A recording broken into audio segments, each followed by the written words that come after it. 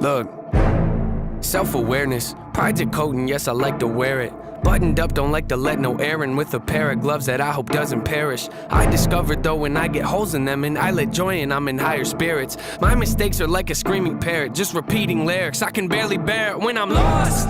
Road is narrow, I'm looking down it like a gun's barrel. Aren't we all searching for the serum that could help us breathe and leave our state of peril?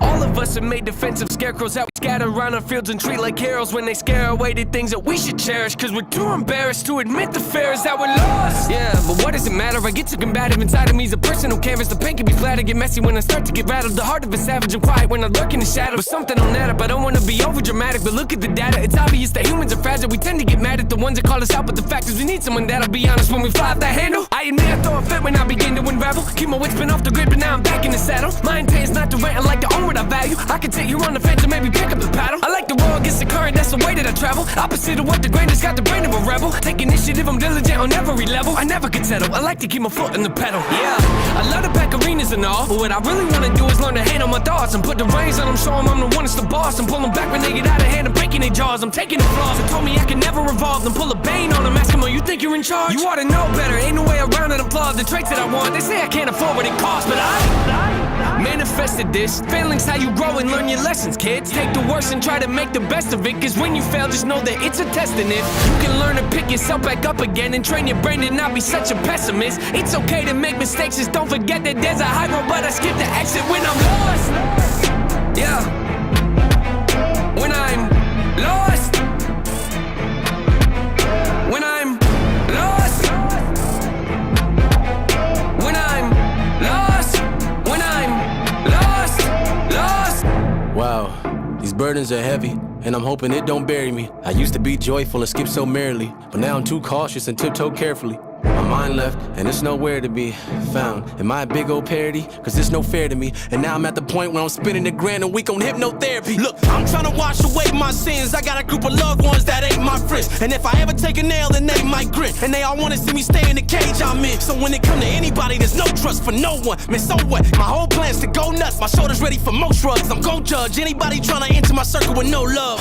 My sanity's gone, I'd rather be torn from this planet they planted me on. Your stats a reward. I'm actually bored with having it sore heart. It's torn apart from a family that I don't have anymore. Man, hold up. I was living so oblivious with millions. It really was a pity, huh? A pity, huh? It's kinda funny what a penny does, mixed in with a mini buzz. I feel stuck. Life got me by the neck with a blade against it, cause I was running late for the train and missed it. The only thing I feel is pain and vengeance, so I'ma act out like a raging misfit. And every verse I lay gon' stay sadistic. You wanna hate me? Good, great, terrific. You'll never see the day when my anger's dismissed. You better go and change your wish list, cause manifested this. Do not treat me like some adolescent kid. I am praying to the Lord with the book of James, hoping he go at my testament. This dark cloud, that's my residence. Demons knocking, I don't have to let them in. I done made mistakes day to day, you probably can't relate. I just ain't the same when I'm lost. Yeah, when I'm lost. When I'm lost. When I'm lost. When I'm lost, lost.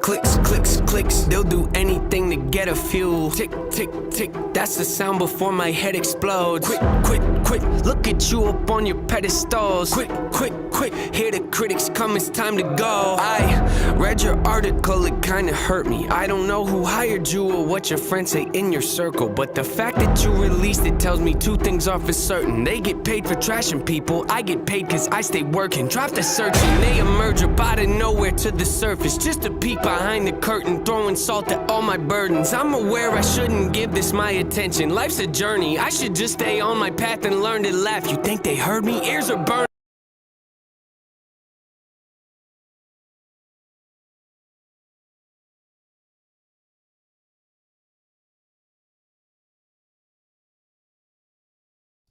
Come on, I'm still learning how to use microphones. Ladies and gentlemen, boys and girls, welcome back to another episode of Hack Smarter Live. My name is Tyler Ramsby. I am your host. If you don't know who I am the founder of two companies. The first is Hack Smarter. You can, of course, check it out at, I don't even have the thing up. Here, let me put that up right there. Oh, I don't even have chat on the screen. Guys, what is going on? There we go. But you can go to hacksmarter.org. We have hands-on labs and courses in the field of ethical hacking that you can actually afford. The second one is a pen testing company that I also started called Arasaka. We do all kinds of pen testing, whether it's network to cloud to API, you name it, we probably do it. I will drop a link in chat to that. But if your company is looking for a pen test in Q4 or in 2026, would love to talk with you. Believe it or not, we are almost booked for all of Q1, and I would love to work for your company. So if you guys are looking for a pen test, reach out to me sooner rather than later. But hello. It has been a little bit, guys, since I've done one of these more traditional streams of just hanging out, hacking together. Before we dive into the hacking, happy to do some AMA. We'll kind of share with you guys how everything is going, but let me adjust a few things. So I have the Hack Smarter. I think that's the only thing I need, and we should be good. Let me look at chat. Let me scroll to the top. We got Umar checking in with the first blood. Good to have you here. Beastie things right afterwards. And I apologize for the other person. I don't know how to pronounce your name, but it's good to have you here. What up? Zero Hack D0. Good to have you. Jesse Moore checking in. Kirel. It is Active Directory hacking today, ladies and gentlemen. Also, let me just show you real quick. We're going to be working through a premium lab from Hack Smarter. By that, it means this lab usually comes with a subscription. But if you are new, oh my goodness, let me fix this real quick. I always forget that I have to do this now with Pipewire. Let me grab my actual screen here. Application window, Kali, share. Okay. There we go. Anyways, if you are new here, if you go to hacksmarter.org, let me drop this in chat. It's also literally on the screen. But if you go to hacksmarter.org, you can see at the very top, there is this live event. It starts in 12 minutes. I mean, it's live right now, but you can't start the lab yet. But in 12 minutes, the lab will be available for you. Now, it's not free for me. I was just looking at hosting costs.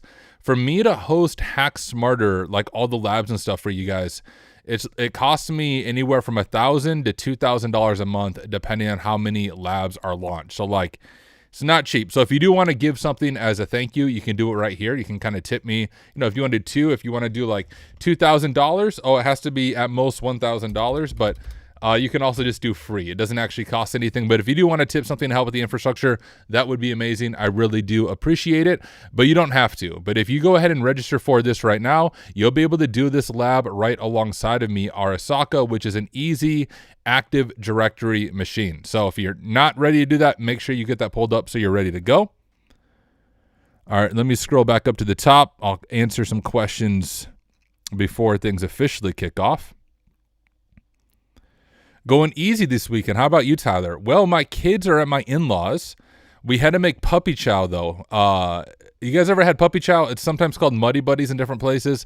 I make the best puppy chow. We have I'm trying to think of what's even called. It's my daughter's in Girl Scouts, and once a year there's like a banquet where they celebrate and get their different badges. And that is tomorrow, so we had to bring something. So I told my kids, I was like, yo, let's make puppy chow in the morning and eat puppy chow for breakfast. So that's what we did. And then they headed to my in-laws to hang out there just for the day.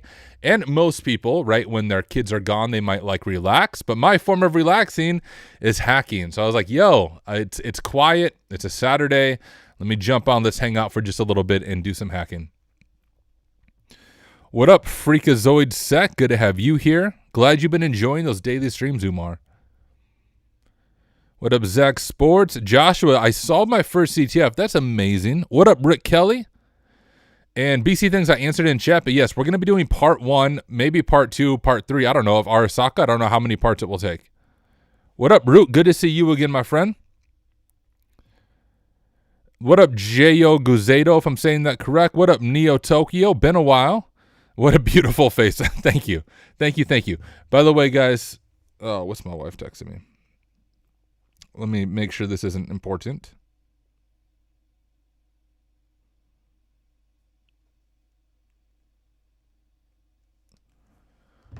She was just showing me a message from the Black Hills. Oh, you know what? Let me move chat as well over here. I think this is better. Well, I guess I can stay here. It's fine right there, I suppose. So a few things I need to do. I need to adjust my camera so I'm more centered in the frame. Anyways, my wife is sending me a picture from Deadwood, South Dakota, which is where I was at last week for Wild West Hacking Fest. It is snowing over in the Black Hills, and I love snow, but we just missed the snow on that side of South Dakota. Thank you, Zero Hack Zero. I appreciate it. Are you all booked for Arasaka because it's just you for now? Not fully booked, no. So the way Arasaka is looking right now, here, I'm not going to obviously reveal anything sensitive to you guys, but I'll kind of share with you the schedule. I have it internally on the Arasaka Slack. Let's see. Okay.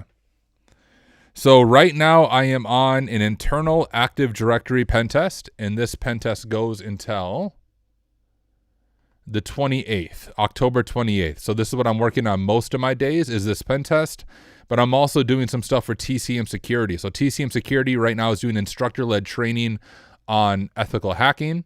And so every Friday I'm helping with that. And so the pen testing is just Monday through Thursday. And then every Friday I'm busy the entire day helping with that. So that's kind of my current work right now. In November, I'm doing some training for Kaido, for an organization for Kaido. I'm looking over at November. Oh, I went too far. And then I'm also speaking at Simply CyberCon, which I think there's still time, guys, to register for it. If you live near South Carolina or just live in the U.S., I'm not near South Carolina at all, but me and my wife are both going to this. Simply CyberCon is put on by my good friend Jerry. I'm actually doing the keynote talk for Simply CyberCon. So would love to hang out with you in person if you are going to be there, but I'm doing that in November. I'm also speaking at NahamCon. If you know not my friend Namsek, he does NamCon every year with their CTFs and stuff. He reached out to me and asked if I'd be willing to do a 90-minute slot for NamCon talking about AWS pen testing, like full workshop and all that. So I'm pretty booked in general between and then I'm doing training as well in November. I'm teaching for TCM again, like 5 days, I think, there every Friday again. I think web app hacking, I don't really remember. I got to look at my schedule. But anyways, yes, busy with all the things. I don't think I'm going to try to squeeze in any more pen testing for Q4 just because I have so much going on. But then once we get to Q1, I have quite a few pen test engagements either fully booked or I'm just waiting for the client to sign and get back to me. So things are looking up. Things are looking well. Still a little bit terrifying, but I also still haven't paid myself yet. So we are how many days in? About 2.5 weeks in, almost 3 weeks, it looks like. And I'll pay myself at the end of October. I'll get my first paycheck for myself. Hopefully I can do it. But so far, so good. I think. All right, let me look through chat, answer any more questions.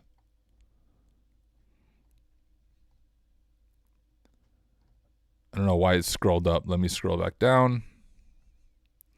I've been watching for maybe a month, and you are doing a great job. Live hacking plus videos from streams are so helpful, and everyone can reproduce the steps. Glad you find this helpful. Thank you for the kind words.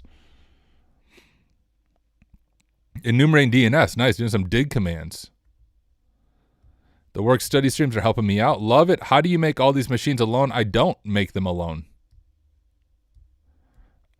There's many people in the community who contribute. I actually see Harrison Wells in chat. The machine that we're going to do today, Arasaka, is made by Harrison Wells. Wow, $2K per month. Yeah, it's not cheap, guys. Like, I'd have to look specifically at the pricing, but that it depends on how many machines are launched and stuff. And I can even guess. I can show this to you guys. Here, I don't think anything here would be sensitive, but I can kind of give you a back end look at how things look on my end. All right, so to show you a little bit of the infrastructure, you can see so far in the first 18 days of October, we've had almost 3,000 machines that have been launched. It looks like we have 4 running systems right now. And I'd have to look at the exact payment that I do.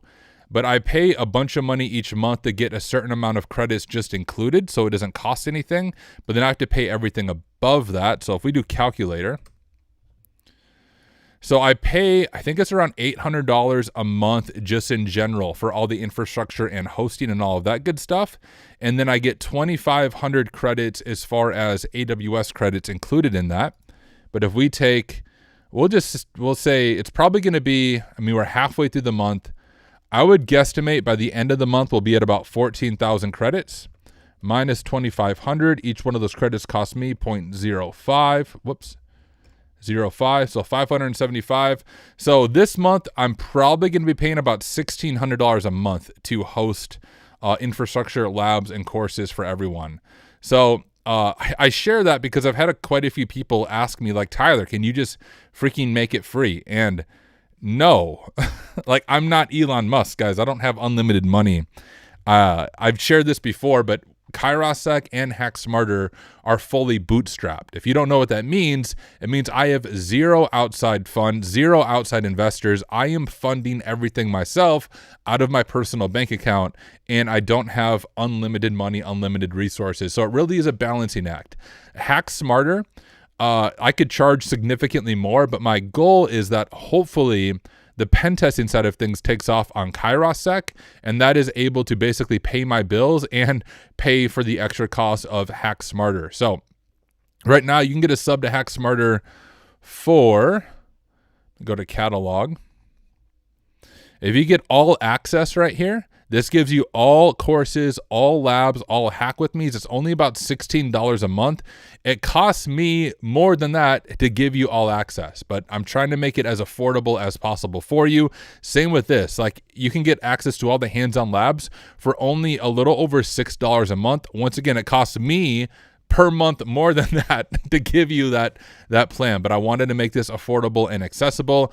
I don't know how long I can keep the prices at this point, just to be honest. This isn't like a marketing thing to try to, well, I guess it kind of sounds like that, but truly these prices will go up in the future because they're going to have to. But if you enroll right now, you'll be locked in at this rate. So I'm giving this to you at cost or even at a loss to me to try to make this as affordable and as available for as many people as possible.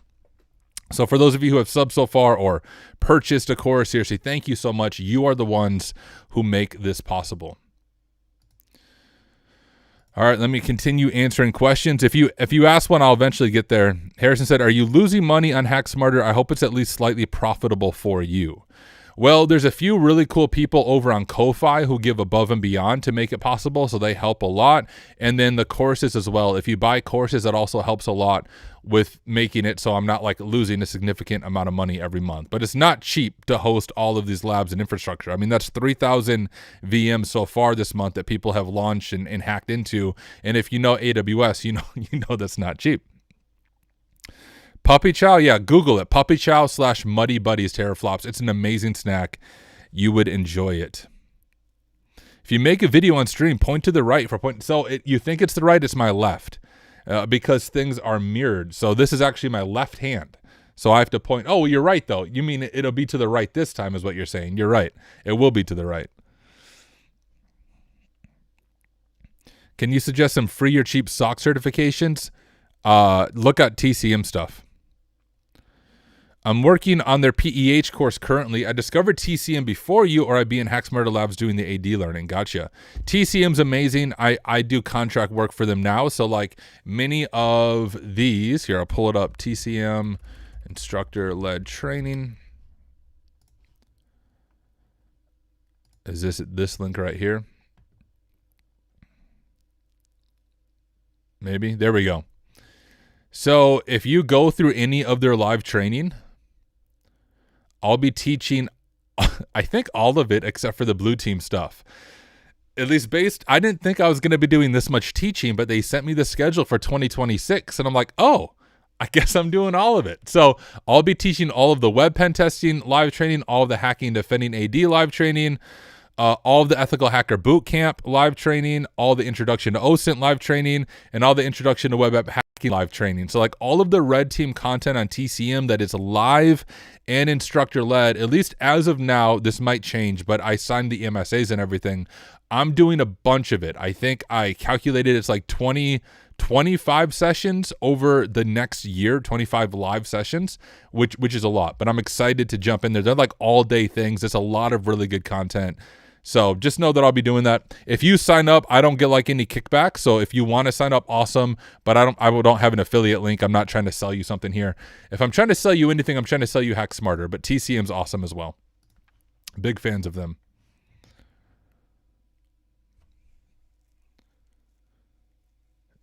You should redo the PJPT videos for TCM. I like Keith, but you make it more engaging. I've never even seen the PJPT video. So the TCM stuff that I went through was like the Practical Ethical Hacker, like their flagship course. I don't know what the PJPT is, but I don't plan on recording videos for their academy. And just for like the reason for that, one is they no longer accept contractors for their academy. You used to be able to submit courses to their academy. If they still allowed that, I would just submit my current courses because it's not exclusive, right? You can have courses on their academy and sell them yourself. But if I make a course now, it's going to be my own and hosted on Hack Smarter because all of my courses will have hands-on labs built into them. So if you go through my Sliver course, which is out right now, which if you haven't, you need to check it out. But my Sliver course has over 70 lessons taught by me, and then over 20 custom labs, but all the labs are hosted for you in the platform. You just download the VPN and you can follow along. That's not possible in TCM's Academy. They don't have infrastructure to host labs for students. Now, if you do the instructor-led training, the live training, then there's labs built into the courses and built into the live training. But unless they changed it, I don't think they have labs built into their normal academy, whereas Hack Smarter does. Dude, I said check out TCM Security's free tier. They have free training for SOC stuff. Now that the first few weeks are over, did you think it would be easier to run your own consulting firm? No. I did not think it would be easier. Like, this isn't the first thing I've started, guys, so I have experience kind of being self-employed, working solo, so I have a feel for how things are.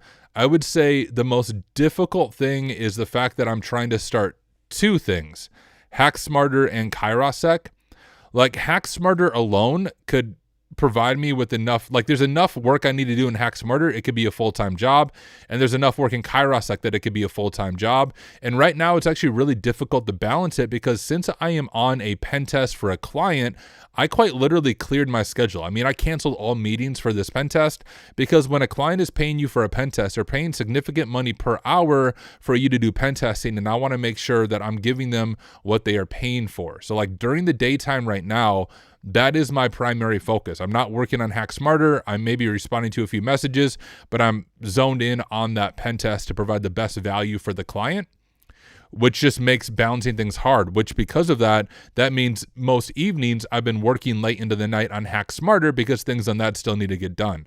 So right now I am busier than I normally would be when I'm not on a pen test, but that's just kind of how things go. When I'm on a pen test, you'll probably see less streams from me at night. I'm still working at night, but I need to work on Hack Smarter stuff, not live stream. So it's all just a tough balancing act to figure out how to balance the different priorities, how to balance different meetings. The other thing I've noticed is like, I have to be very strategic about the meetings I do have because my time is so incredibly limited. And so, for example, the reason I canceled all meetings this week and most of next week is one, I'm on that pen test, but I don't know if you have the same experience with me. When I'm on a pen test, I tend to like very much hyper focus on that. And if my day is interrupted multiple times at the meeting, even if it's like a 30-minute meeting, you know, it's going to take me another hour on top of that 30 minutes just to get back into what I was working on and to get back kind of into that flow state. So I've just noticed for me, that's how I need to work. I need very dedicated time when I'm doing pen testing. And meetings throw that off. So I have to be very strategic about where I'm giving my time to. I can always make more money. I can't make more time. And then, of course, my wife and my kids, I want to prioritize them. So as soon as like 5 o'clock hits, I jump off my computer. I hang out with them till about 7:30 when my kids go to bed, and then I'm back to working. So that's the toughest thing, is just balancing all of those commitments, priorities, and trying to provide good value to everyone. Maybe one day I'll hire someone, but I'm still trying to figure out, guys, if I can actually pay myself, let alone pay other people. Awesome infrastructure on one of those running systems. I love it. This is an AD room. Yes, it is an AD room. Jesse said, I love Hack Smarter and you should too. Get on that yearly sub. Yes. What's your latest CVE? I don't even know. You'd have to Google it. It's good cost, to be honest. Hopefully you will get more users, though it is hard to get that competitive advantage among the other competitors. We'll see. Like, I don't view the other platforms really as competitors. I think everyone is unique in their own way. One of the big reasons I started Hack Smarter is I was a huge fan of VulnLab, which VulnLab was a much smaller, more of a niche platform. And they were purchased or acquired by Hack the Box. And so I was like, dude, why don't I just make my own platform that's like more affordable than every other platform that has really good infrastructure and labs. So that's what I'm doing. Should be awesome. We're releasing new labs every single week, like legit. We're scheduled for new labs all the way until I think like March now of 2026. So for all of you who have submitted a lab, thank you. What are the upcoming courses on Hack Smarter? The next course on Hack Smarter is going to be Foundations of Web App Pen Testing. I'm hoping for probably January for that one. Are you doing TCM web stuff because Alex is gone? Correct. Yeah, since Alex left TCM, they asked me to fill in on the web app stuff on the live training. Once again, I'm not doing anything in their academy, though. Only the instructor-led training is what I am freaking contracting for. I can't talk. What up, Zach? Good to have you, dude. How about altered security or 0-point security? I've never really used their stuff. Hack Smarter Sliver course is so good. I'm getting to the challenge part now. Awesome. You'll really enjoy the capstone, I think. I'm going to release the capstone from the Sliver course as a standalone machine. It's a multi-machine lab. I'm going to release that as its own lab later on this year or early 2026. I don't remember what the schedule looks like. Thank you, Slow-Mo J. Zero said you have to build the lab out for the academy stuff. That's what I had to do. Exactly. So on Hack Smarter, you don't have to build the lab out. You just need a Kali VM and a VPN. I host all the machines for you. Tyler, what other platforms do you recommend for AWS learning? There's THM. Yes, PwnLabs.io. I'll show you this real quick, Joshua. PwnLabs.io is one I would recommend. Significantly more affordable than THM on the cloud side. And then Cyber.com as well. CYBR. Both of these platforms are amazing if Cyber would load. Cyber is much more focused on AWS. PwnLabs has AWS, Azure, and GCP. So those are the two platforms I'd recommend. PwnLabs.io and Cyber, CYBR.com.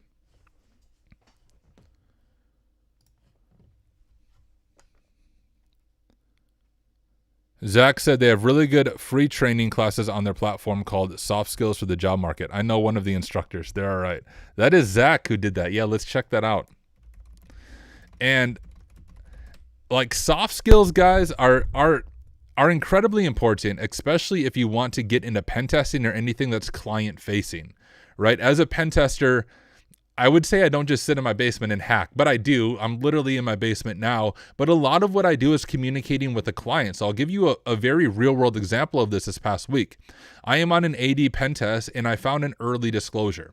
An early disclosure is if you find a critical vulnerability that could be used to compromise the organization right now. And so most pen test firms will report that early disclosure to the client immediately so they can work on patching it. Well, I turned it over to the client, but the IT director he's only been in the role for 2 weeks, something along those lines. And so just had some questions about it and wanted help going through it. So I jumped on a call with him and actually taught him how to use Bloodhound and how to like look at the different maps in Bloodhound. And we talked together about the best way to remediate this while balancing like the business need and risk. And all of that comes down to soft skills, being able to listen really well, but being able to communicate and write really well. Incredibly important in all areas of your life, but especially if you're in a client-facing role such as pen testing. But look at this, guys. Would you just look at it? Soft skills for the job market. Let me drop a link to this in chat. But this is part of TCM's free tier.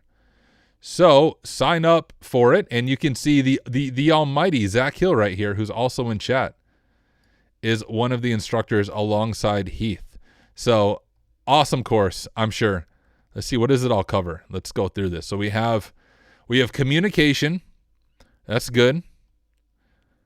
We have resume writing, which is huge. I actually do a little bit of that, or I used to. I think I actually took that off of my Ko-Fi because I just didn't have time to get caught up with it. But I've done a lot of resume review, and a lot of people suck at writing resumes, even with GPT's help. Applying for jobs. This looks awesome.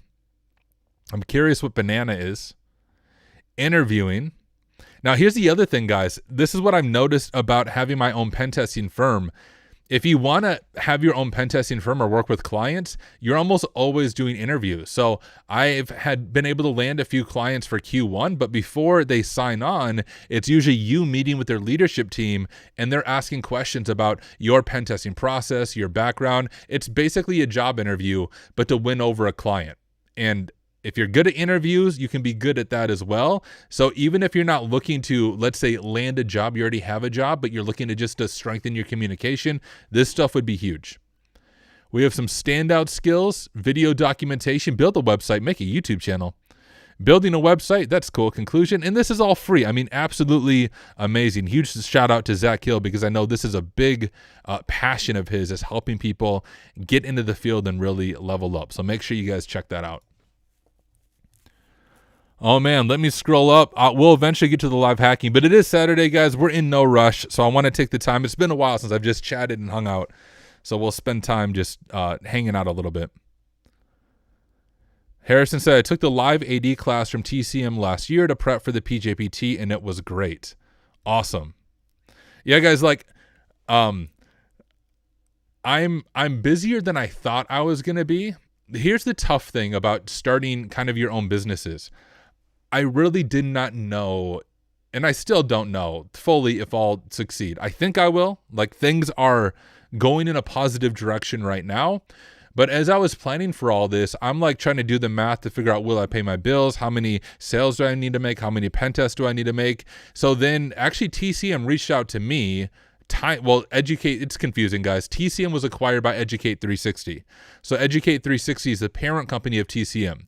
They're like VP of learning or something. His name's Tynan. I think I'm saying that correct. He reached out to me on LinkedIn saying, hey, would you ever be interested in doing instructor-led training for the TCM brand? And I was like, yeah, dude, I'm actually trying to quit my job right now. And the more streams of income I have, the better it's going to be, because then I know I can at least pay my bills, right? So it was a pretty long interview process. I mean, I met with him, and then I met with Heath. I think I met with Heath twice. Then I did a test teach where they give me some material to teach through them, and their leadership joined and listened to me teach to see if I could pass it. And then I had to get onboarded with a bunch of stuff. Like, it was a long process. I'm onboarded now, and I'll be doing it through 2026. I'm not sure if I'll do it in 2027.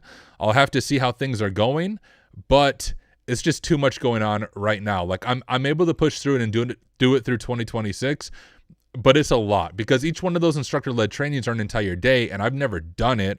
So it takes another day or two for me just to prep and be ready to teach the material, to work through the labs. And then during those days is when I can't be doing pen testing. So it's a big balancing act right now. So for 2026, I'm 100% committed. I'm super excited to do it.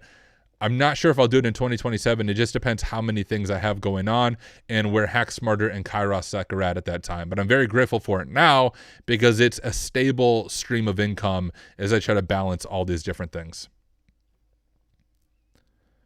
Have you used OpenVAS as a pen test deliverable? No, I use Nessus, which it was expensive. I mean, Nessus is almost $5,000 now for a yearly license. So that was painful, but it's kind of an industry standard tool. If you're doing network pen testing, you don't use it for the pen test, but if you're doing an internal or an external pen test, one of the best things to do is run Nessus right off the bat to get a list of low-hanging bugs and to have an idea of things to dig deeper into. You can imagine sometimes on an external or an internal, you might have hundreds, 500, 800 live hosts, and you have 5 or 10 days to go through it. You can't manually look at each one, and Nessus is a really good tool for that, and it is an industry standard. So I know there's different open source alternatives, but I want to be able to tell clients that we are using the best of the best tools in your environment to give you the most value. Can someone submit courses on Hack Smarter? You cannot submit courses. You can submit machines. Maybe one day you could submit courses, but I just don't know how to balance it because I've actually talked to my friend Daniel Laurie about this. So if you look at Hack Smarter, all of my courses, and here's what's different from TCM and some other platforms. You can, of course, do a subscription, which I think is the best value. It's like $16 a month for access to everything. But if you're like, I'm not a fan of subs, well, also all of my courses are one-time purchase for lifetime access. So I have both one-time purchases or sub, whatever works better for your budget and whatever works better for your schedule. Most platforms don't do that. Most platforms only do subs because that's the way that you can make the most money, I'd assume. I had a point behind that. Oh, you're asking, can someone submit courses? But the reason it's hard for me to have people submit courses is I do have Hack Smarter All Access, which is one payment that gives you access to everything. And I don't feel like doing some convoluted math to figure out how to pay instructors if it's a one-time purchase versus a subscription purchase versus whatever. So as of now, I will be the only instructor on hacksmarter.org. Maybe in the future I can change that, but you can submit hands-on labs because then I pay you per lab when you submit one. Now I can't pay you a bunch of money, but guess what? TryHackMe pays you nothing. I'll pay you either $50 for a machine or I'll give you a year pass to the lab platform, which is over $100 value. If you submit a lab, it goes through QA and it gets accepted. How to learn practical knowledge about Kali tools. Just hack, pick machines, and work through them. BC thinks that I'd recommend the course from Tyler, Intro to AWS Pen Testing, also for awesome surprise at the end of the course as well. Exactly. Check it out. Nox says they just put the 3 hours of the AI course on YouTube too. Yes, and that's taught by my friend Digital Andrew. He's an amazing person, amazing instructor, and his AI course is free right now on their YouTube channel. What up, Jonah? What up, local Ken? Jamie said, wish you know when am I going to stalk people? I have no idea what you're saying. What up, Sank Logic? Yeah, my kids are at my in-laws, so I decided to jump on. We could do some hacking. Nox said, I've been using Nessus lately to get compliance results. I'm having to go through and create policies and update each software hardware product we use to comply. That just sounds like a fun time. What up, Tyrell? All right, are you guys ready? Are you ready to do some live hacking? Once again, ladies and gentlemen, you can follow along with me completely free. This is a premium lab. It usually requires a subscription, but during Hack Smarter Live and only during the duration of the stream, you can access this machine completely free, no strings attached. One more time, let me show you how you can access this. If you go over to hacksmarter.org, you will land on this page. Welcome to the best InfoSec community. At the very top of the page, there is a live event called Hack Smarter Live. Click into that right there. If you want to tip something, because although it's free for you, it's not free for me. I do appreciate any tips to support the infrastructure, but you don't have to. You can just do 0, go ahead and click join event, and then you'll be able to hack alongside of me once again for free. It's not going to cost you anything.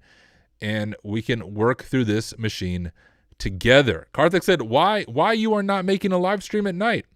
Well, for this past week, I have been doing a pen test engagement during the day, and then every night I've been working on Hack Smarter, which doesn't leave me much room for streaming hacking type stuff. And my kids are at my in-laws right now, so I had a little bit of time on a Saturday and wanted to jump on and hang out with all of you and do some hacking. All right, give me just a moment, y'all. I need to get some things pulled up on my end. Let me close out all these extra windows I have open. I'm going to go ahead and launch the machine. And recommend as well, if you're not ready for it, make sure you get your notes ready to go. Now, I think it's less important which note-taking platform you use and just more important that you're in the habit of taking good notes. I like to use Notion, but Obsidian is kind of like a hosted version of Notion. Better if you're doing a pen test because then your notes aren't in the cloud. But for just taking notes on CTF machines, Notion is totally fine. I just use the free version of Notion. So everything you see me do in Notion in here, you're able to do as well because, well, I'm not paying for any premium features. It's all of the free stuff. And I have my machine to launch. I'm going to go ahead and download the VPN, make sure it's good to go before we officially start recording for YouTube. And you know, while I do this, I do have to share with you guys one video. My employer said that if I don't show this video, I am not allowed to live stream. So in order to make my employer happy, check out this video. If you want to be an ethical hacker, one of the best things to learn is how to use a C2 framework or a command and control framework. I just released a brand new course on Sliver C2 and how to use it for both pen testing and evasion. This course is 50% off right now, and in this course, let me give you a brief overview of everything that's in it. There are over 70 lessons taught by me, full video lessons with a text component so you can easily add it to your notes. There's over 20 custom labs built into the course. These are labs that I'm hosting for you. You don't have to spin anything up. You just download the course VPN and then you can attack each environment, and they're fully private instances. You don't have to share them with anyone else. There's a custom capstone challenge at the end that reinforces everything the course taught you, and then a 6-part video series of me walking you through that capstone challenge. There's a verified certificate of completion that you'll get at the end of the course, and better yet, every single student has the opportunity to get one-on-one support from me. Once again, this is taught by me as a practitioner, not just an influencer.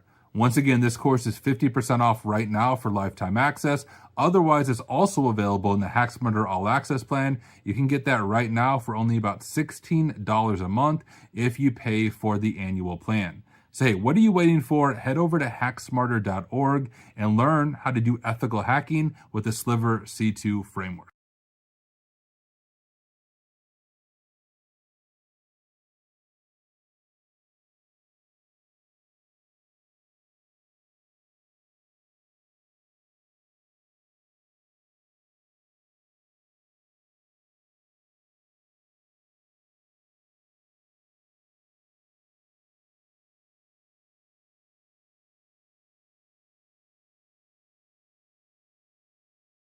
Gosh dang it, guys. Sorry about that.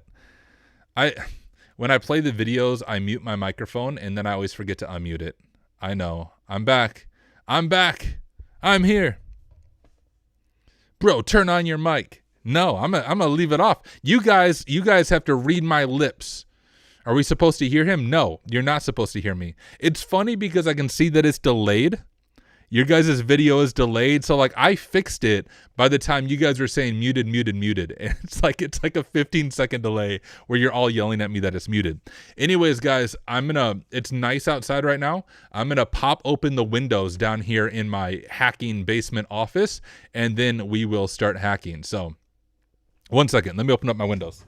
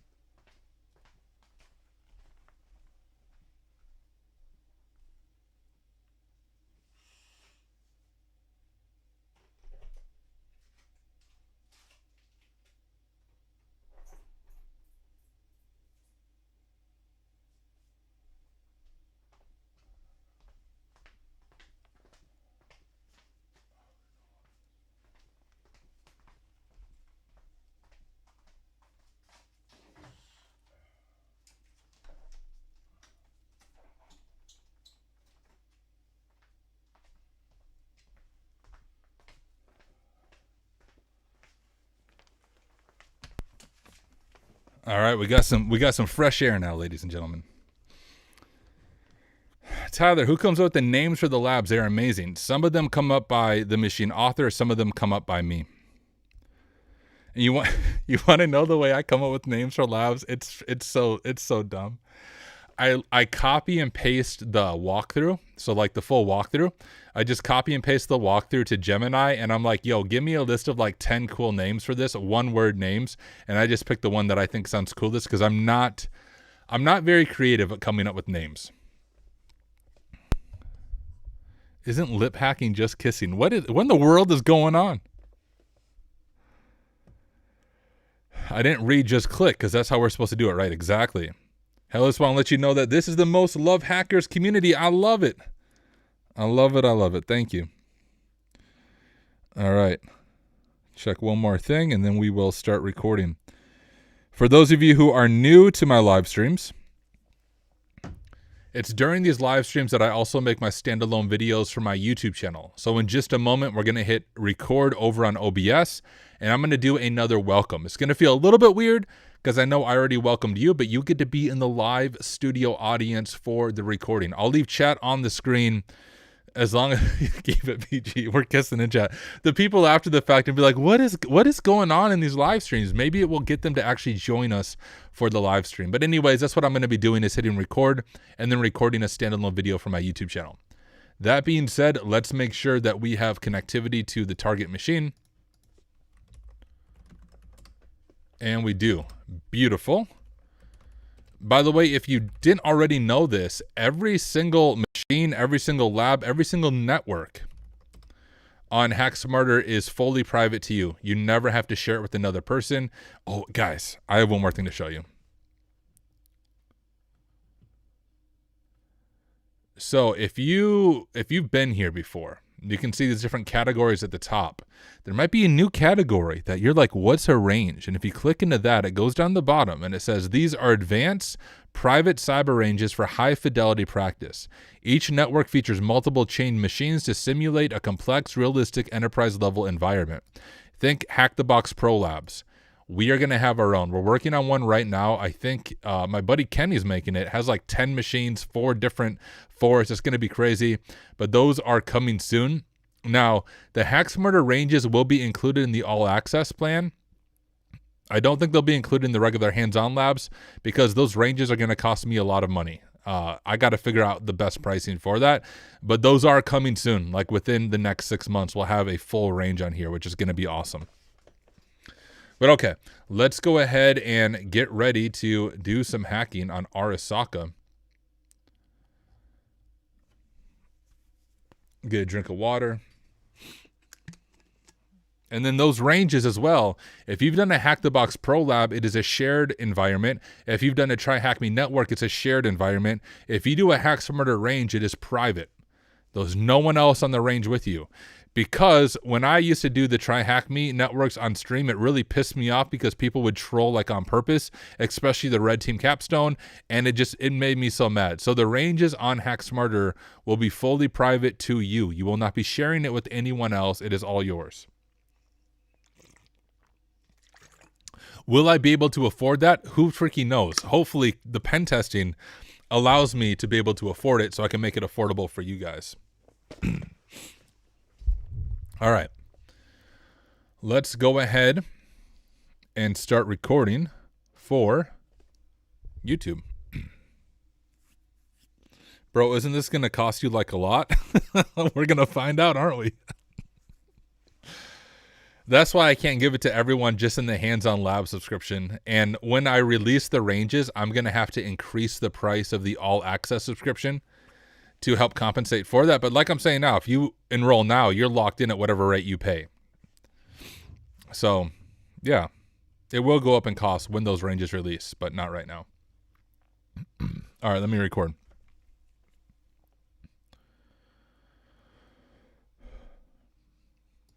Hey everyone, welcome back to another video. This is going to be part 1 of us working through the Arasaka machine here on the Hack Smarter platform. This is an easy rated Active Directory Challenge Lab, and if you're studying for a certification like the OSCP or the PMPT or the PT1, this machine is excellent prep as you work towards that certification. In this video and in this series, I'm going to walk you through this machine, but I want to do my best to treat it like an actual pen test, not just like a CTF.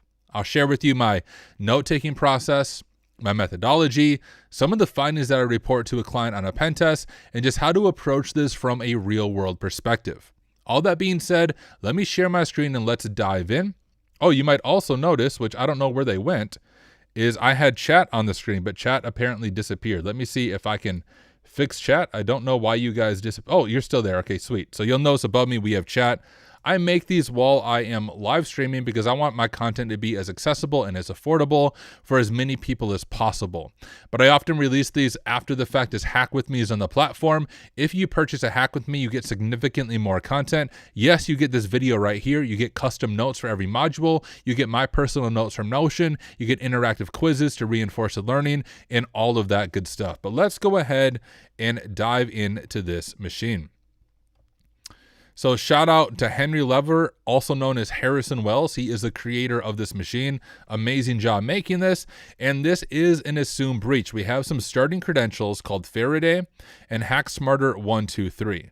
Now let's figure out our objective and scope, because that's one of the most important things to do when you're on a pen test engagement. You are a member of the Hack Smarter Red Team, which, by the way, welcome to the team. The pen test will operate under an assumed breach scenario, starting with valid creds for a standard domain user, Faraday.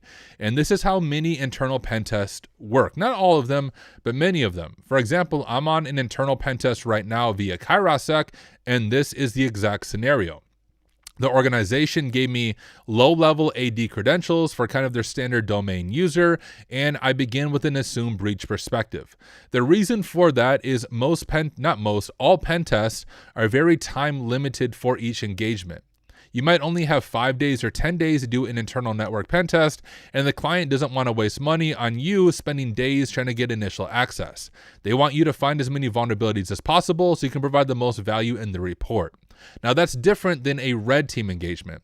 In a red team engagement, it's much longer. It might be a month, 2 months, 3 months, even an entire year. The goal is not finding a bunch of vulnerabilities, but rather the goal is goal execution. So maybe if you're doing a red team engagement on a bank, they want to say, hey, can you make a fraudulent transaction? How you get there is a lot more open-ended, and in that case, you're not getting initial credentials. You're doing social engineering, phishing emails, pretext calling, sometimes even on-site physical pen testing to get that initial access. But most internal pen tests that you're going to be doing in the real world begin with a set of credentials from an assumed breach perspective. All right. The primary goal is to simulate a realistic attack, identify and exploiting vulnerabilities, to escalate privileges from a standard user to a domain admin. And then, of course, you can connect to it by using the VPN.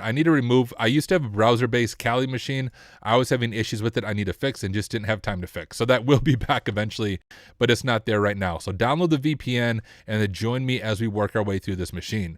But step number one, let's go ahead and set up our notes. I'm just going to do we'll do an H1, and we will say scope and credentials. And we'll just do credentials here. And I'm going to do a code block in Notion. To do a code block in Notion, it takes 3 backticks. 1, 2, 3. We'll drop in that code block there, and I'm going to go and grab our starting creds, which let me pull this to its own tab so I can tab back and forth. But let's grab our starting creds right there. We'll drop the credentials in there, and we'll just say scope, and I will grab the scope information. I don't know why when I paste into Notion, it does this weird thing where it doesn't take up the full thing, but whatever. We'll go with it. And you know what? I'm going to make these H3s as well so they stand out in our table of contents. And I'll show you what I'm talking about. The cool thing about Notion when you're making a lab page is you can do a / table of contents. And then we'll be able to see exactly what we're doing as we go. So now that we have the scope, I'm going to do an H1. And we'll do enumeration right away from the Faraday user.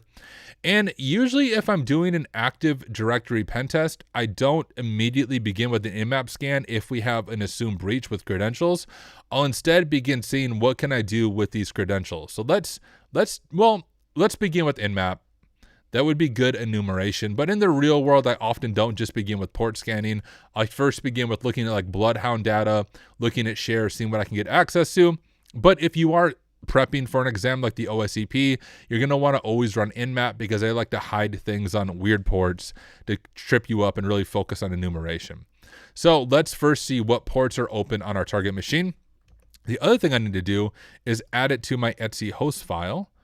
I don't know if it's arasaka.local or arasaka.hacksmarter, arasaka.hsm. We'll just make one up for now, and then we'll find out in our port scan. So I'll do sudo nano Etsy host. I'll go down to the bottom here, drop in the IP, and we'll do Arasaka. I'll just call it HSM for Hack Smarter.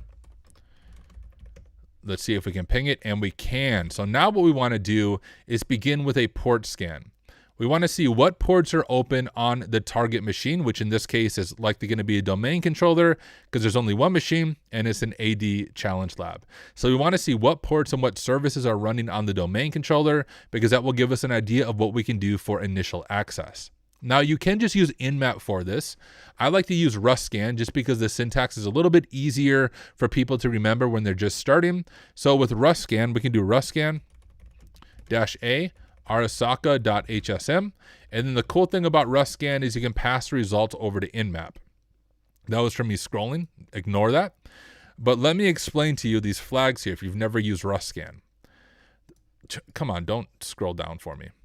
The first part of this command is saying, hey, RustScan, what I want you to do is I want you to identify the open ports running on our target. In this case is arasaka.hsm. And then we're saying when you find open ports, I want you to pass every open port over to Nmap. And then with Nmap, I want you to run -A flag on each open port. If you know your Nmap flags, you know that -A means, hey, throw all of the enumeration scripts at it and let's see what is running so that we can identify what is on here. Hey, what's up, Ryan? Oh, we got Sank Logic with the super chat. Hack all the things too early for me. Joining the next one, just listening. Hey, Sank, thank you.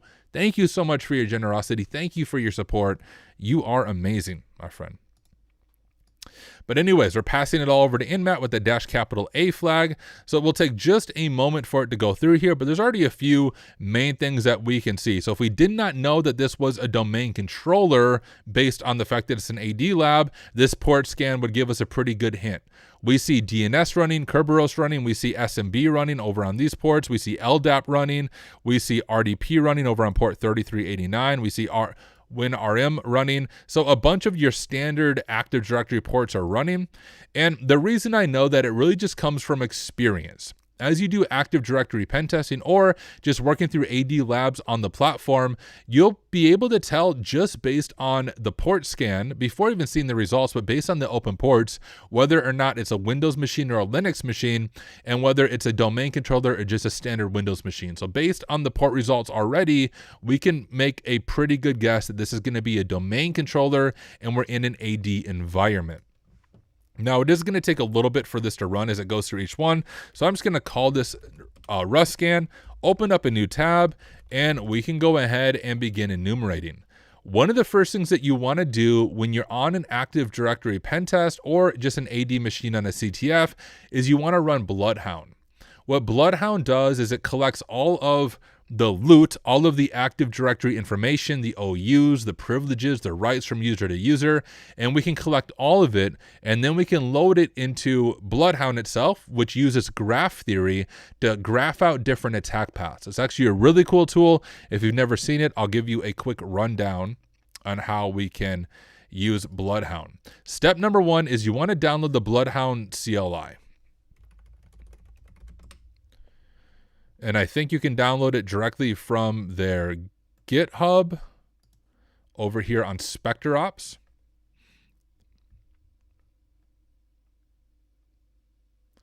Maybe. There we go. And here's the Bloodhound CLI, which I probably already have it, but I'll just show you the full process of how to download it and then spin up Bloodhound. So I'm running Linux AMD 64. That's probably the one you're running as well, unless you're using a Mac. So I'm going to go ahead and download this. We will CD over to Hack Smarter. I'm going to make a new directory called Arasaka. And then I'm going to copy from my downloads folder the Bloodhound CLI file. And then I want to go ahead and unzip it. Hey, what up, Step 2 Coding? Good to have you here, my friend. We are live. We can do tar xf, and you can actually see when I've done this for a previous lab, and that should pull the Bloodhound CLI out, and we can just go ahead and remove the other file to make it a little bit cleaner. But now we have the Bloodhound CLI, and I'm going to do sudo Bloodhound CLI install to get Bloodhound spun up. Type in your sudo password. And I'll just start from scratch, so we'll redo all of this. And right now it's going to go ahead and configure Bloodhound so we can load the loot into, but we still need the Bloodhound loot. So let's open up a new tab, and we can get the Bloodhound loot hopefully with netexec. If that doesn't work, we can use Bloodhound Python. If that doesn't work, well, then we cry. But one of those two should work. So if we do netexec smb arasaka hacksmarter-u for, is it Faraday? -p hacksmarter123. First, I just want to see if I have access. I think those are the creds. Yeah. All right. Verify and access. We'll see if it works. And it looks like we're done with the port scan. It's now running nmap on it. It looks like the CPU on my VM's gonna slowly start on fire. Oh, cool. This is done. We'll be jumping around a little bit. Let me go ahead and grab these scan results. We don't need a lot of this, but we'll clean it up. Wow, okay, we have a bunch of stuff here that we need to clean up. Let's grab our scan results here and drop them in our notes real quick and just go through them real briefly and clean them up a little bit. Once again, I'm going to go ahead and make another code block in Notion. That's 3 backticks, 1, 2, 3. Paste in the scan results, and let's clean up our scan a lot. But we do see this. The actual name of our machine is dc01.hacksmarter.local. So we're going to want to add that actually to our Etsy host file.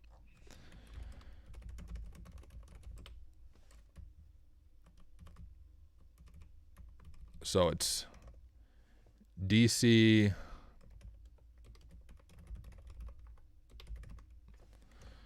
hacksmarter.local, and then we can also add hacksmarter.local.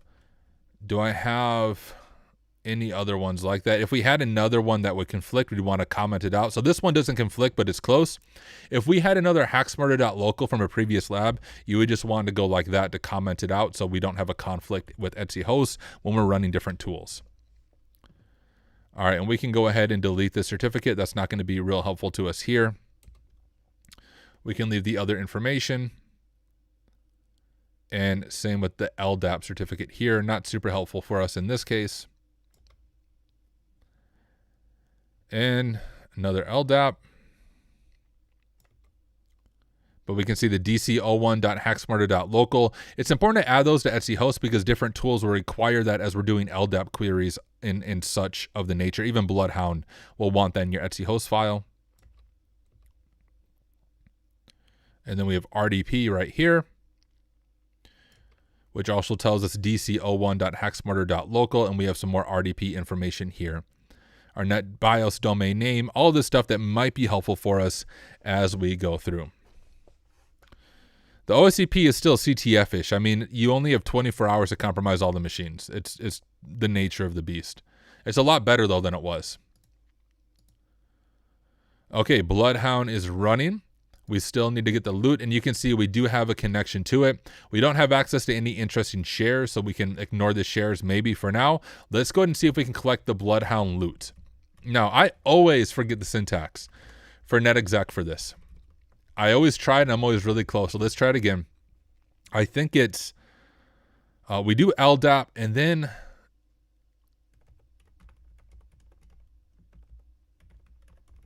something like that.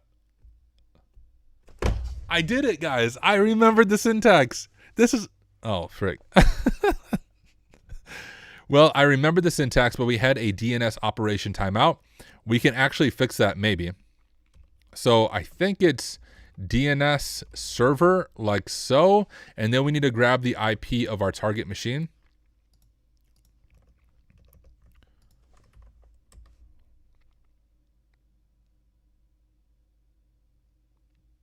Okay, that did nothing. Is it just DNS?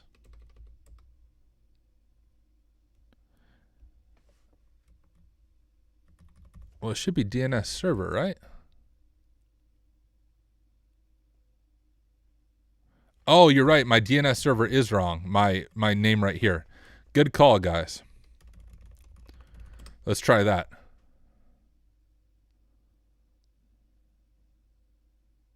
I was still thinking the old name for it, Arasaka, not hacksmarter.local. All right, now we cross our fingers, and it's done. We were actually successful, and we were able to get the Bloodhound loot. So let's go ahead and grab that and add it to our notes. We'll do an H2. H2, okay, that's cool. Try that again, H2. Analyzing Bloodhound results. And so, collecting the loot. Let's drop our syntax there for collecting the loot, and then we'll drop the syntax for launching Bloodhound as well. We'll go to our terminal, scroll to the top. Oh, well, okay. We're just going to grab this guy. And I'll just grab this right here, showing how I launched it. And now we can do some Bloodhound analysis. So let's go ahead and open up Bloodhound. It gives you the IP right here. It's just your local host port 8080.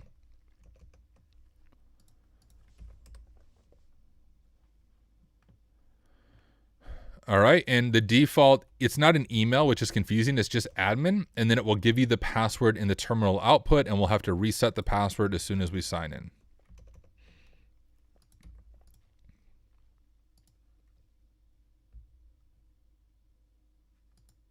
Oh, actually, it might be my password I set it to before. Yeah, I already changed my password in the past to hacksmarter123 exclamation mark. That's why it was different. Now what we want to do is if we go over to our administration, you can actually see we have some old data here that we'll want to clear. So I'm going to clear it out. I'm just going to clear all graph data. We can just clear all of it. Well, I guess that stuff doesn't matter. Oh, we'll just clear it. Delete, YOLO. Delete environment data. And that's just so we're not confusing ourselves with output from other machines. Now, it can take a little bit of time to complete, but it shouldn't take too long. Did you just call a wall of text loot? I did. It's actually the name for it. If you go to like Bloodhound loot, that's what you call it when you collect all that data. Oh, well, what is this? It can be a high tier gear from a special zone in Apex Legends. Okay, hacking. I'll show you guys I'm not making this up. Oh, look at the top video. How to use Bloodhound in 8 minutes. I heard that Tyler guy is really cool. You guys should definitely check out his video. But at least I'm pretty sure it's called loot. That's what I call it. And nobody else includes it. We're going to call it loot. I think Metasploit calls it loot too. Maybe that's where I got it from. I don't even know. That's what I call it though. Anyways, I think we are good here. I'm going to go ahead and upload our file. We will go over to Hack Smarter, Arasaka. Where did I save that data to, guys? Oh, that's right. So when you do it in netexec, it saves it to its own directory. You can see it right here. What we want to do is just grab this full path and copy to my current directory like so. We'll go here now. We'll go to Hack Smarter, Arasaka, and you see the bloodhound.zip file. We'll click open and upload. And it says they have all been uploaded for ingest. We can go ahead and close that out, and it'll take just a minute for it to ingest and then analyze it. If you are doing a real internal pen test, this could take significantly longer. It all is based on the number of objects and users and such in the Active Directory loot. There's that word again. Amish Runaway says, I haven't used Bloodhound the software, but I have used Bloodhound from Apex Legends. Nice. I've never played Apex Legends. More of a Counter-Strike person. I don't like the special abilities. It's too confusing. I like the simplicity of Counter-Strike. All right, we'll give it just a moment to ingest our data, our loot. My VM's gonna melt again. Apparently, I need to increase the CPU usage on this VM, guys. It's working hard. There we go. You can see it's complete. As soon as it's complete, the CPU drops back down. All right, so now that we have ingested the data, we want to figure out what permissions do we have from our starting user. So I'm going to go to the Explore tab, and now we can search nodes for Faraday. And there is our user. We can click into Faraday, and we can click him here. It's lagging really bad. I don't know if it's dark mode is kind of throwing it off. I apologize. I'm going to make your hacker eyes bleed. Is that better? Nope, it's still slow. Okay, I think my CPU is just dying. All right, let's turn dark mode back on. So if I right click our user, we can say, hey, you have been owned. And as soon as it processes I did it, it should give him a skull. I don't know what it's doing right now. Add to owned. All right, there we go. That's what I was looking for. You know what that skull reminds me of? It reminds me of, do you remember RuneScape? I think, well, when I say RuneScape, not even old school RuneScape, I mean like the original RuneScape. I remember playing that. And if you killed another player in the wilderness, you would get a skull over your head. At least I'm pretty sure. That's what that skull reminds me of. Anyways, when we look at our user, we want to see, do they have any outbound object control, which they don't. Outbound object control, which I realize my face is kind of blocking it. Outbound object control says this user can perform this action on this group or this OU or this other user. So our user has no outbound object control, so nothing helpful for us there. Is our user a member of any interesting groups? He's only a member of domain users and users, no other nested group memberships, nothing else that we are able to abuse. But here's what I want you to do. We're at about the 20-minute mark for the standalone video, and I've showed you how to do initial enumeration, how to load all the data into Bloodhound, and how to begin exploring the permissions of the user. But I want you to try to take it from here.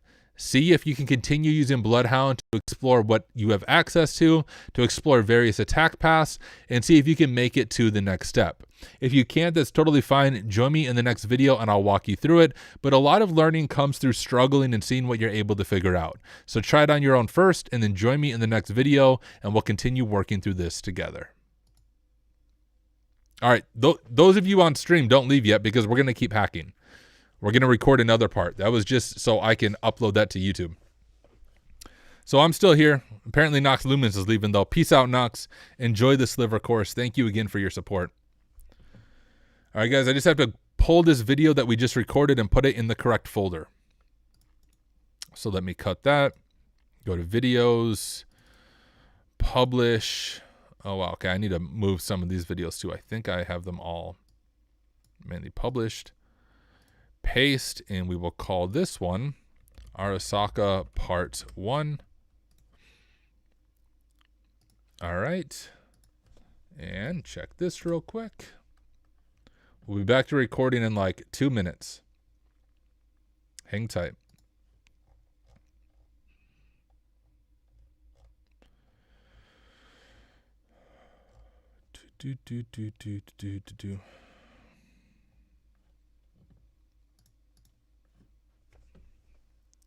Oh, thank you. I legit almost clicked away. No, don't go anywhere yet, guys. Remember, it's in these live streams that I record those standalone videos. So I just stopped recording OBS for that standalone video. That's going to be part 1 of the Arasaka machine, and we're now going to record part 2. And I have so much content in the wings of YouTube waiting to be released. I have all of Ascension done as well. Those will be coming out soon. All right, peace out, Root. Thank you for spending some time to hang out with us.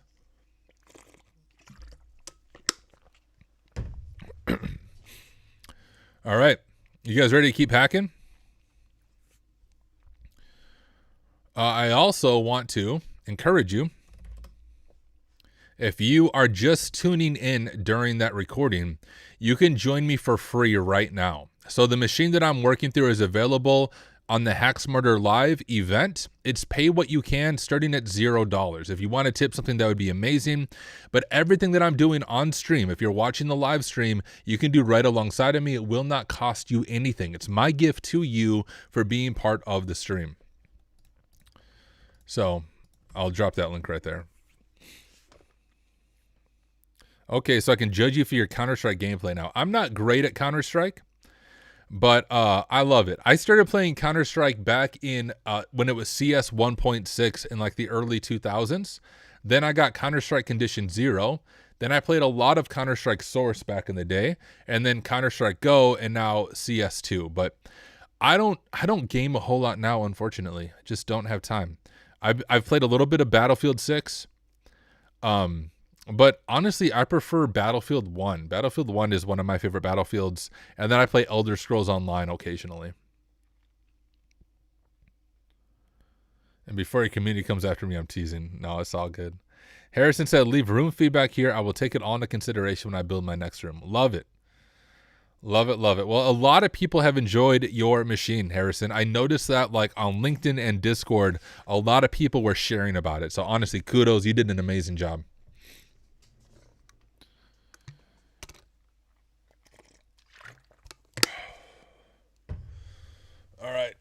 stretch. Also pull myself over. There, I'm gonna get that adjusted. I feel like it's off. There we go. All right. We are going to keep recording. So this is going to be part 2 of the Arasaka machine.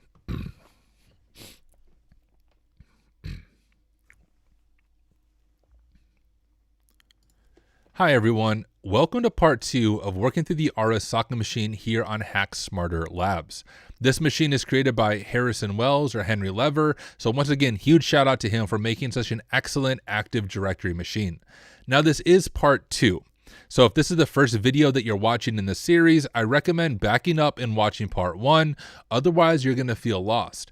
Second, if you don't have a subscription over to Hack Smarter, you should get one. It's incredibly affordable, and then you can hack right alongside of me.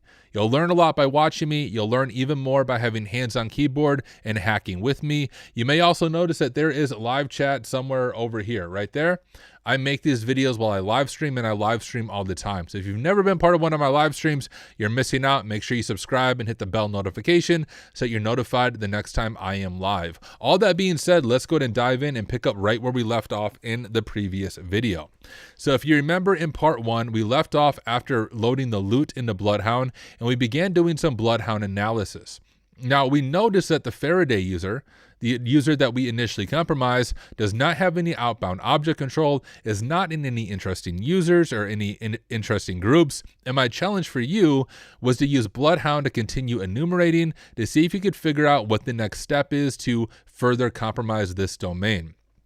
If you did that, honestly, congratulations, you did an amazing job. If you got stuck, that's fine as well. In this video, we will work through it together.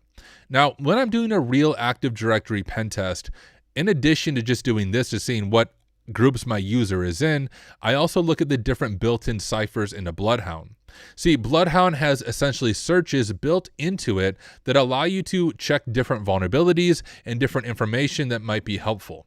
So if we click Cipher up here, and we go to Saved Queries, we can, for example, see what are all the domain admins. And when we look at this, we have 2 domain admins, the Emperor and Administrator. So that might be helpful in the future. And we could actually, I guess we could add that to our notes right now. We'll do Bloodhound analysis. And I forgot to add this in the previous video. We'll say Faraday is not in any interesting groups. We'll say domain admins, our administrator, and was it the Emperor? And the Emperor.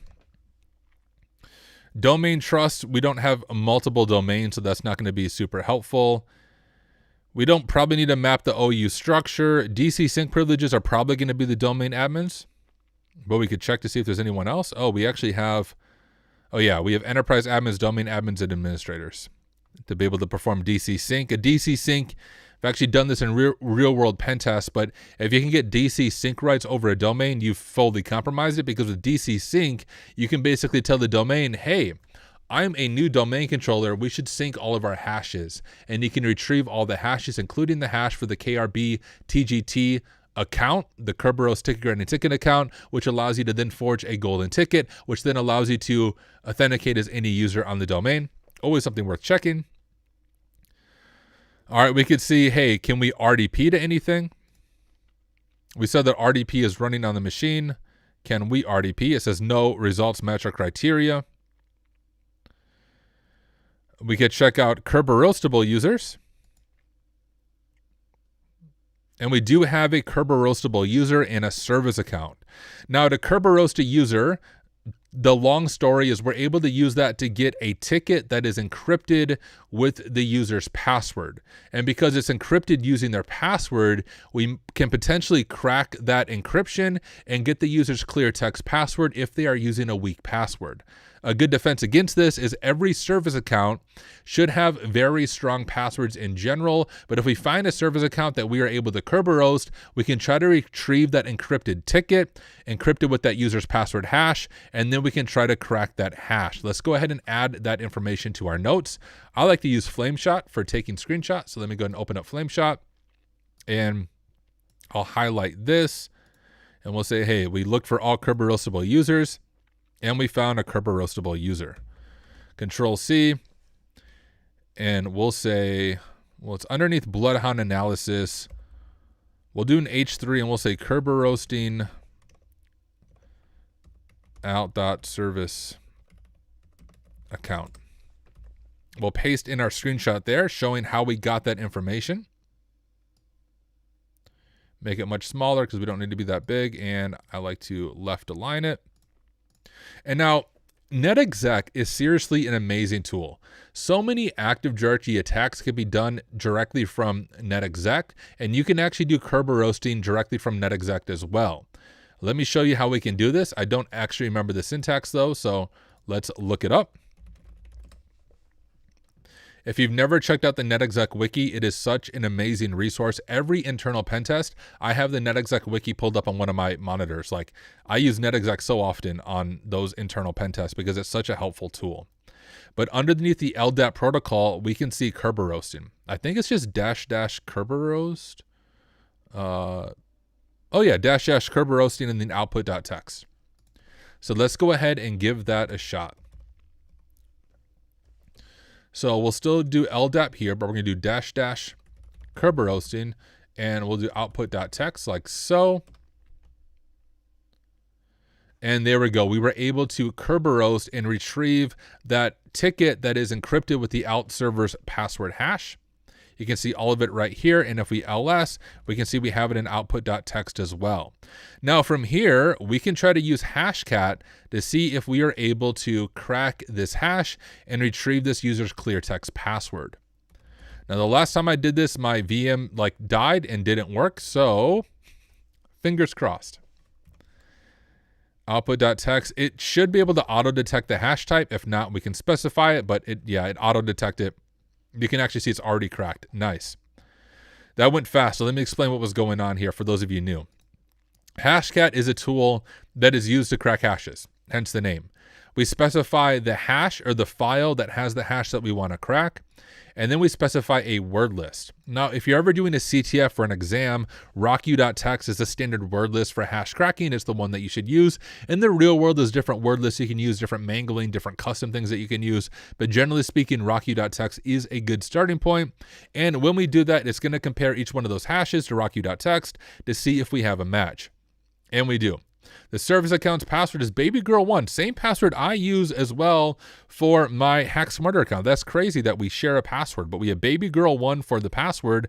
Let's go ahead and add all of this to our note. So first, we'll grab this and we will say Kerberosting with NetExec and then cracking the hash. Yes, ADCS is also a NetExec. I know, it is awesome. I thought bank account used the same creds. Yeah, you're right. I use babygirl1 for my bank account too. Good point. All right, went and cracked it with this. Oh.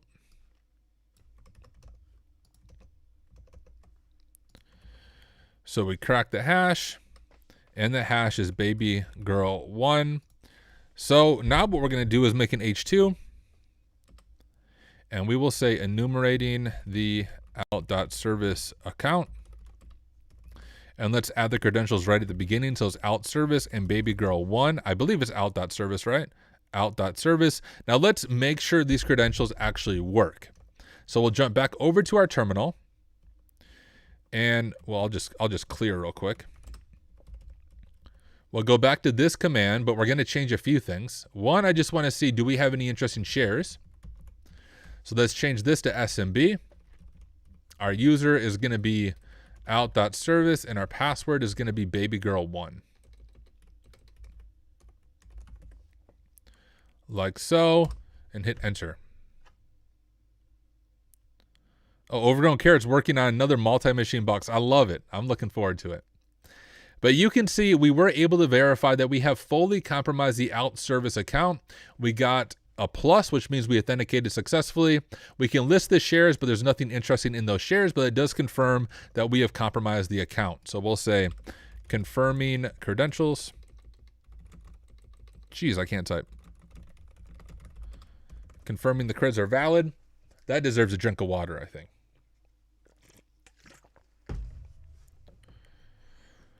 Okay, creds are valid for baby girl 1. Now let's go back and enumerate from Bloodhound. Maybe this out service account has in an interesting group, has interesting permissions. So let's go over to Bloodhound. Close this out, go to search. Oh, actually it's right there. I'll click into him and we can go ahead and, jeez, I broke Bloodhound. There's too much going on for it. I clicked too many buttons at once and it's just like, I can't process. All right, we'll search for out service. Click in. Right click out service. Add to owned. You have been owned, my friend. Look over at the right side here. Let me take my face and I'll run myself across the screen. And we do have outbound object control. So our user is a member of 2 groups. So he's not a member of anything interesting, but here's the key. I don't know if you guys can see this real well, but on the right side, it says outbound object control. That means our user has some type of permission over another user or a group. If we click into it, you can see, geez. I did not click that user. Well, I guess I did. There we go. You can see that out service has generic all permissions over this Yorinobu user. Let's grab a screenshot of that for our notes. So I'll copy that. And we'll say generic all permissions over Yorinobu. I think I spelled that right. Paste in our screenshot. Make it much smaller because we don't need all of that. And now generic all basically means we can do whatever we want. Oh, Tyler, haven't you checked your email? I have emailed the walkthrough link from my machine. When did you email it to me? What are you using for screenshots on Linux? I use Flameshot. Anyways, if you didn't know what generic all is, the really cool thing about Bloodhound is it gives you these edges. So we have this edge right here. And if you're like, hey, what's generic all? Well, you can go ahead and click this. No way, I finally caught you live. Hey, Supercharged Hardware, I'm excited you caught me live. Thank you for being here. If we go over to general, it says the out service has generic all permissions. This is also known as full control. This allows you to, well, do whatever the heck you want to compromise this user. Now, we are on a Linux machine, and this is the other cool thing about Bloodhound, is you can very quickly see how can I abuse this. So if we click into Linux abuse, we can do a targeted Kerberos, we can force change the password, we can do a shadow credential attack. Now, I'm going to do force change password because it's the easiest and what you're probably going to do in a CTF. But if you are doing an actual pen test, you probably don't want to force change the user's password unless you get permission from the client first. So just make sure you check that. But in our case, this should be fine. I'm going to go ahead and copy this right here. Maybe. Copy. Go to our notes and we will say updating Yorinobu password. Paste that in there. And so we have our syntax, and I'll move myself back over to the other side.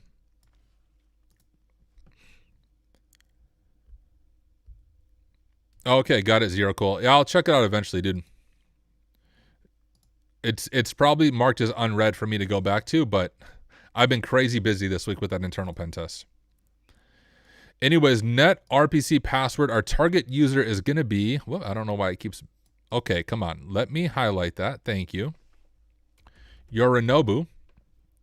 His new password, we're going to make it hacksmarter123 because no one would ever guess that I'm using that as a password.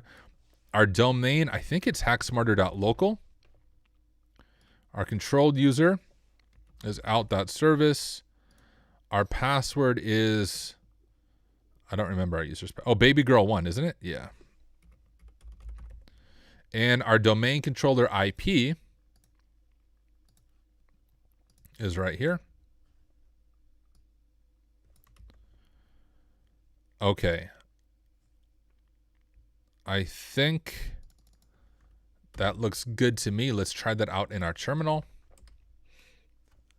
All right, we did not get an error. That means it likely worked. We can go ahead and verify those creds by doing user of Yorinobu and password of hacksmarter123 and shares. Boom. We have fully compromised a second user. Let's add that to our notes. And here's the other cool thing real quick on the platform.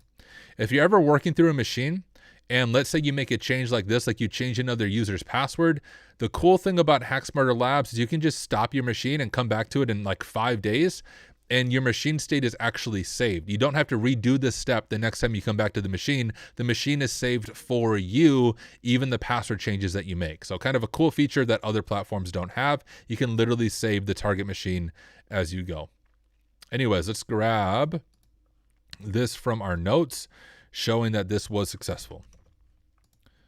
And I'll just, well, I did not want to, well, I don't know what I'm doing here. Paste it just one time. There we go.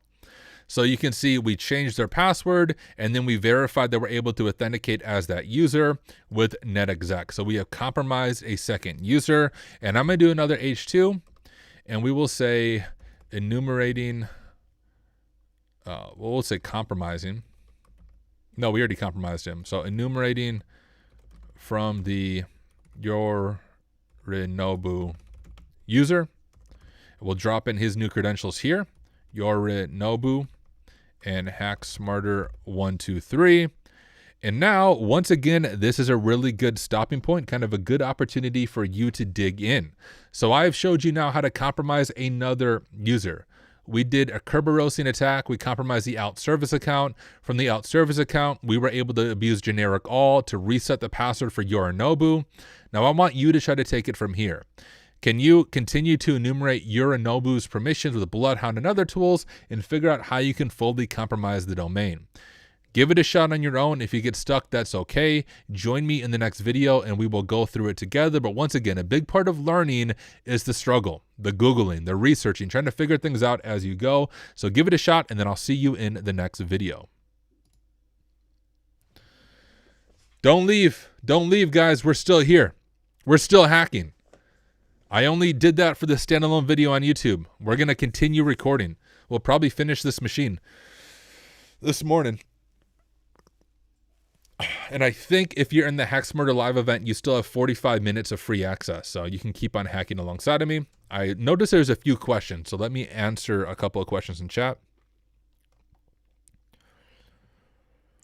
Actually, you know what? Zero Cool. Let me look at your thing right now while I'm thinking of it. I won't obviously share it with everybody, but let me see if I can find you.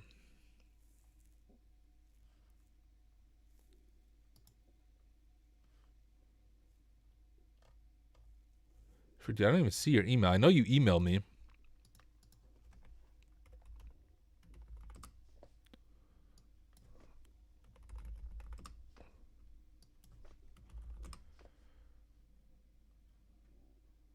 Oh, wait, did you send it to tyramsby@gmail.com? You didn't send it to Tyler at Kairasek?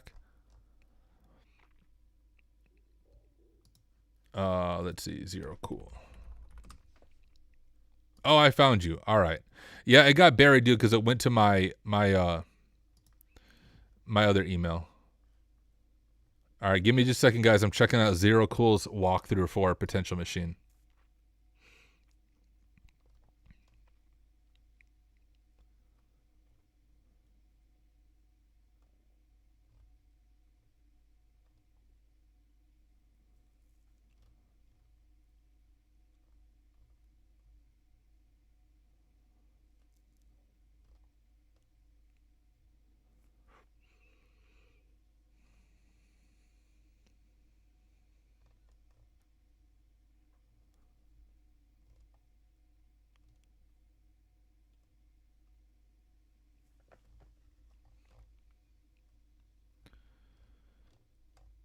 All right, I'm just glancing through here.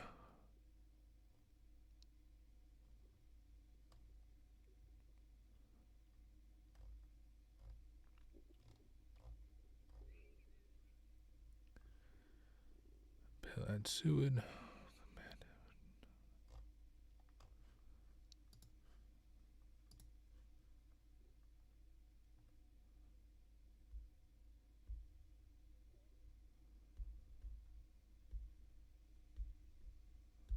Okay.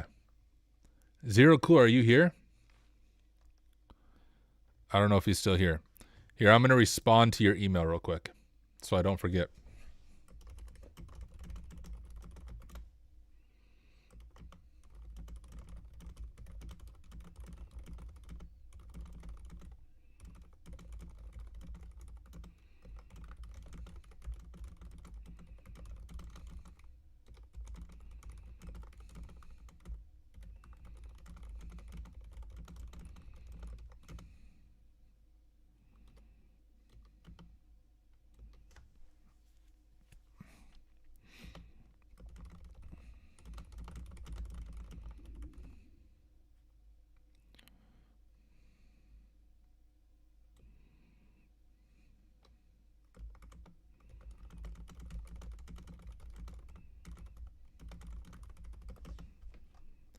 All right, dude. Sorry for the super late response, but I just responded to your email.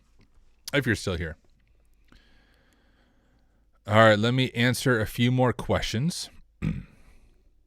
Guys, what resources would you recommend to prepare for the PJPT, PNPT, other than TCM? I think the TCM course is like good enough prep. When researching whether to use Bloodhound on bug bounties, my AI convinced me it wouldn't be a good idea. Yeah, you wouldn't use Bloodhound on a bug bounty. Bloodhound is specifically for Active Directory environments, internal. You're probably not going to have that as part of a bug bounty. If you were doing like Synac Red Team, you might be doing some AD stuff, but I'm not sure.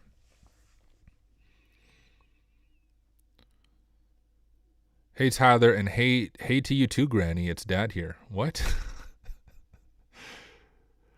Tyler, do I have to download a separate VPN for each machine?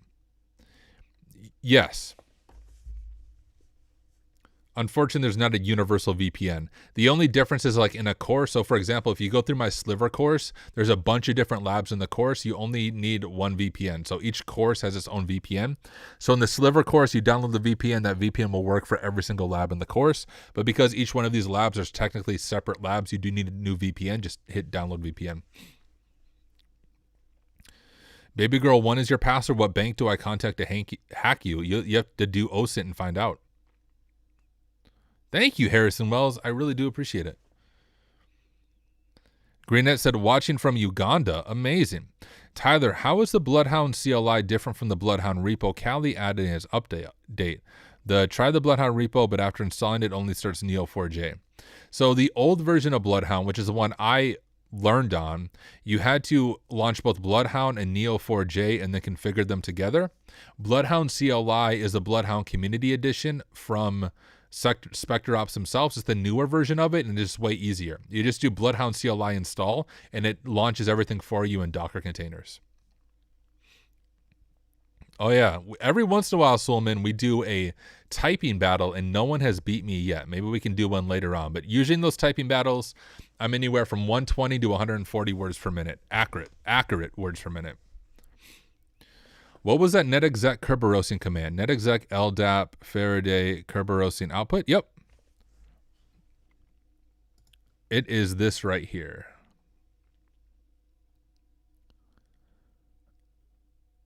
If you can see my screen, okay. It's not letting me zoom in, but I'll leave it pulled up so you can see it. I've been told by multiple people, just focus on the AD portion of the TCM's PH course and you'll be fine in the PJPT. It's probably right. If you do the PNPT, you have to make sure you, without giving too much away, you know, the OSINT side of things as well. But for the PJPT, if you just focus on the AD portion, yeah, you'll be good. Tyler, might I suggest a mechanical keyboard with a red switch would be really relaxing to hear. What's a red switch? I do have a mechanical keyboard, but I don't know what a mechanical keyboard with a red switch is. Let me Google that. Oh, here, I'll do it on my main screen. You guys can watch.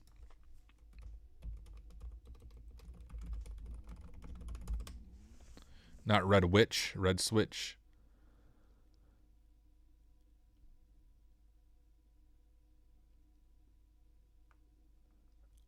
My keyboard might have that, guys. Someone laughing who actually joins us on stream made me a custom like mechanical keyboard, which is really cool. But I don't know much about keyboards. But yeah. I think I have that. If you join me for my study with me streams or my streams during the day when I work, I actually take my mic and put it down by my keyboard. So if you enjoy like the keyboard sounds, join for those streams. You can hear me hacking away. But I don't have I'm not going to set up a separate mic just for my keyboard. I don't have a good way to do that. I have one fancy mic.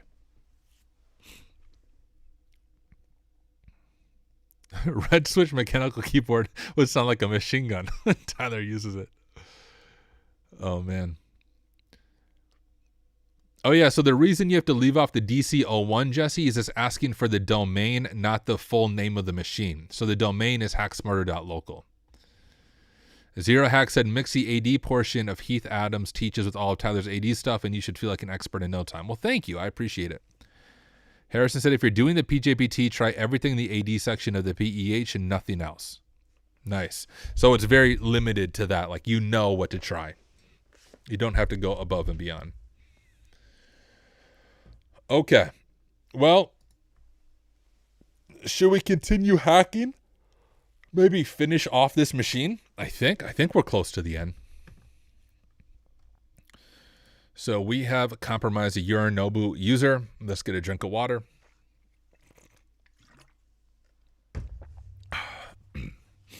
And let's continue hacking. What is this? Oh, before we do it, I have to grab the video from my host machine and put it in the right spot. Cut, videos, publish, paste, rename, Arasaka, part 2. All right, this will be part 3. The annual sub covers both the course and it depends on which annual sub, my friend.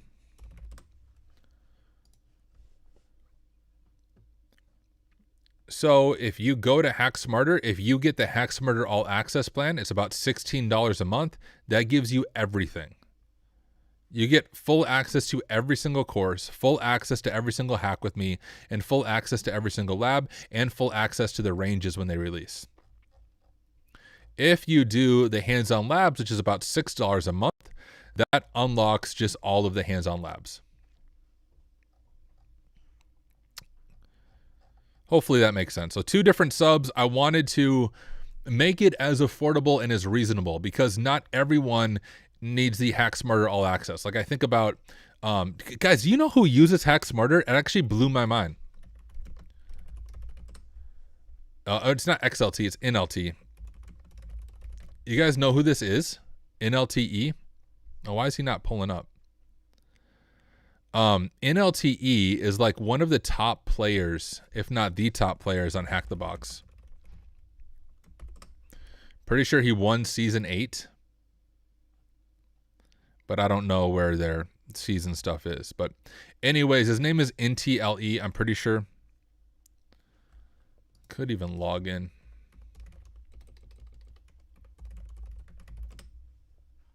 Not Elon. I don't know if I'm logged into Hack the Box on here or not. No, I'm not. All right, give me just 1 second. I just thought this was cool. He commented in Hack Smarter Discord like after he solved a machine. And I was like, no way, you use our platform? That's crazy. Thank you for being here. All right, I think if we go to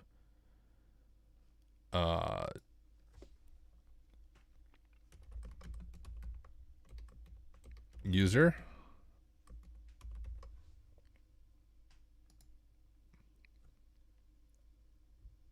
Nope, it's not him. What is his name, guys? Do you guys know who I'm talking about? How do I see rankings? Here we go.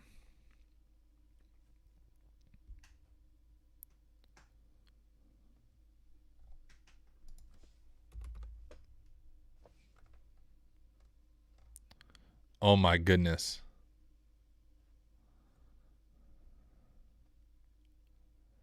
He's part of one of these teams. I don't know which one. Wait, are we on there? Is Hack Smarter on this top 10 thing?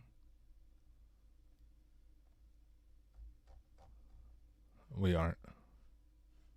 Oh, yeah. We're number 6, at least in the current... Oh, in the past year.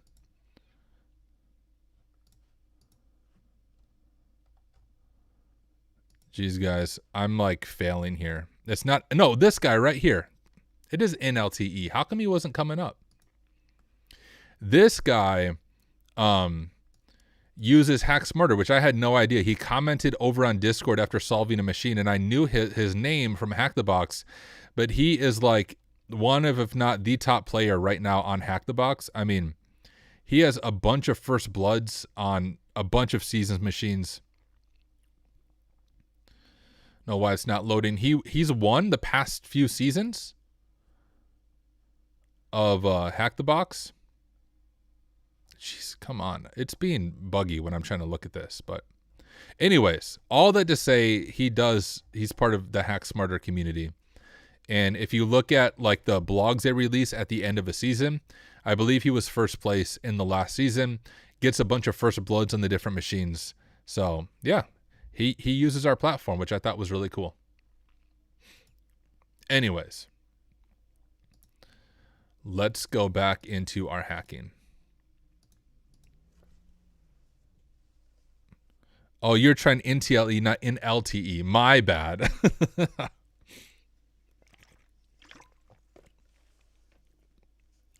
Any access giveaways in the future to give us poor people the chance to get it for free or a discount? Hey, Zero Hack 3D0. Just because you asked nicely. Today's your lucky day. I was planning on giving out a sub, and you just won it because you asked. I'm not even joking.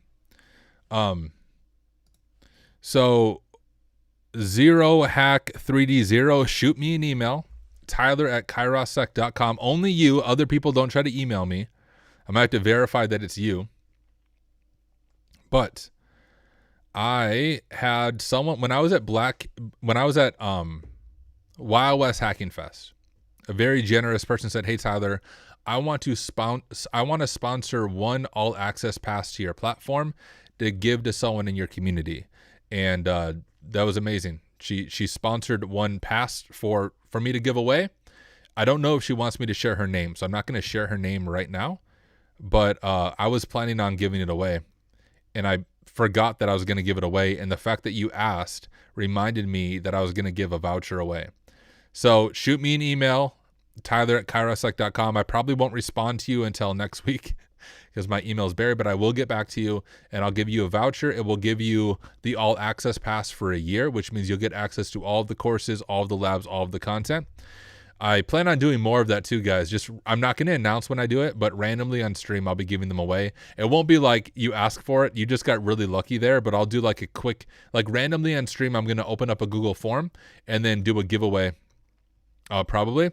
The other thing, guys, is I also have a PMPT voucher I would like to give away. But for the PMPT voucher, I want it to go to someone who's really going to use it and someone who cannot afford it, and I want them to be nominated. So if you know someone in our community who maybe lives not in the Western world, who doesn't have the income to be able to afford a cert like that, shoot me an email with their information and I'll reach out to them.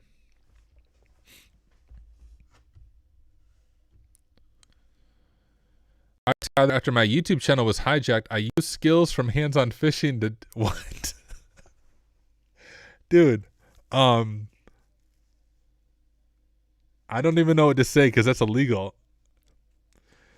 My hands-on fishing course should only be used in a pen test engagement.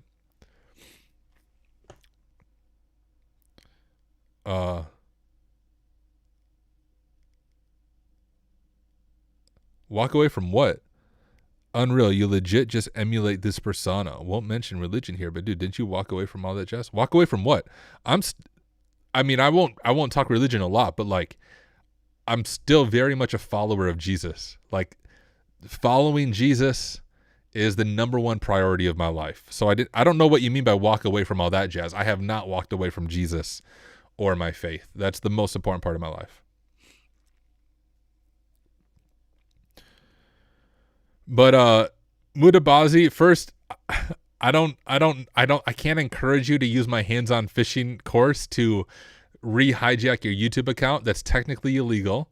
But would I consider creating a course to prepare for search like OSCP or CPTS? No, because those organizations will come after you if you use their name in your course. Hey, what is up, Adriana? Thank you. Thank you for checking in. It was awesome meeting you as well at WildWest Hacking Fest. What machine are you working on now? We're working on Arasaka from the Hack Smarter platform. Now, this is the final time I'll say this because the machine is available for 30 more minutes for free. All right, y'all. So if you want to follow along, we're going to record part 4 of this video. This machine. We've been working on it all morning. But you can join right now for free. So if you go to hacksmarter.org, click into Hack Smarter Live, and you can launch the machine. Usually it takes a subscription. But right now it is free for 30 more minutes. You can hack alongside of me. If you want more access, you should consider subbing and supporting the platform so I can continue making videos and content and machines that are affordable and accessible. But okay, let's go ahead and dive in. And this is going to be, did I say part 3 or part 4? I don't actually remember here. I need to look at my host machine to see what videos we've recorded. Videos, publish. This is part 3, right? Keep me honest, guys. Part 3, correct? We've recorded 2 videos. Part 3. Okay, sweet. Drink of water.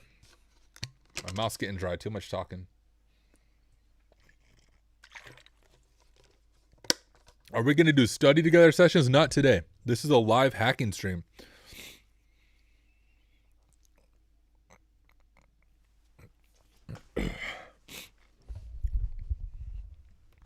All right, I'm going to start recording, and we'll record part 3 as a standalone video. Sank is saying part 5. I'm going to take away his subscription. Not only does he not get a free one, I'm going to remove his current subscription and not refund him. Just kidding. All right. Hey everyone, welcome back to another video. This is part 3 of working through the Arasaka machine over on Hack Smarter. This was created by Henry Lever, aka Harrison Wells. A huge shout out to him. Really well done, really excellent Active Directory machine. Now, this is part 3. So if this is the first video that you are watching, I strongly recommend you begin with part 1, then go to part 2, and then go to part 3. Otherwise, you might feel a little bit lost. Additionally, you learn a lot by watching me. You learn even more by hacking alongside of me. So if you do not have a subscription to Hack Smarter, you are missing out. It's incredibly affordable for you to sub, and then you can hack right alongside of me. All that being said, let me share my screen, and let's dive in. So if you remembered at the end of the previous video, we compromised this Yorinobu user, if I'm saying it correct, and we changed his password to HackSmarter123.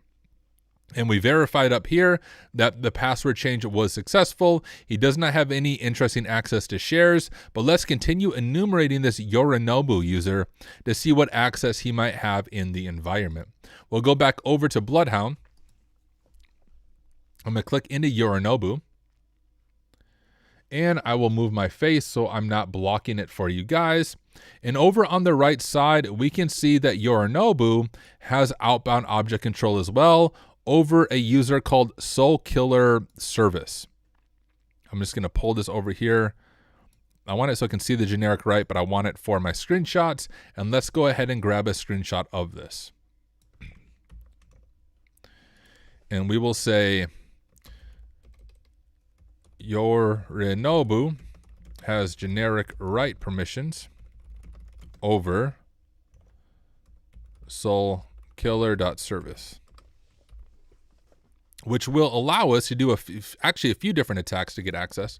Why does it not paste? You guys saw me take that screenshot, right? Let's try this again. There we go. Reddit Arkansas for the longest time, or Arkansas, not Arkansas, Arkansas. I love it. Arasaka, Arkansas. It's the same thing.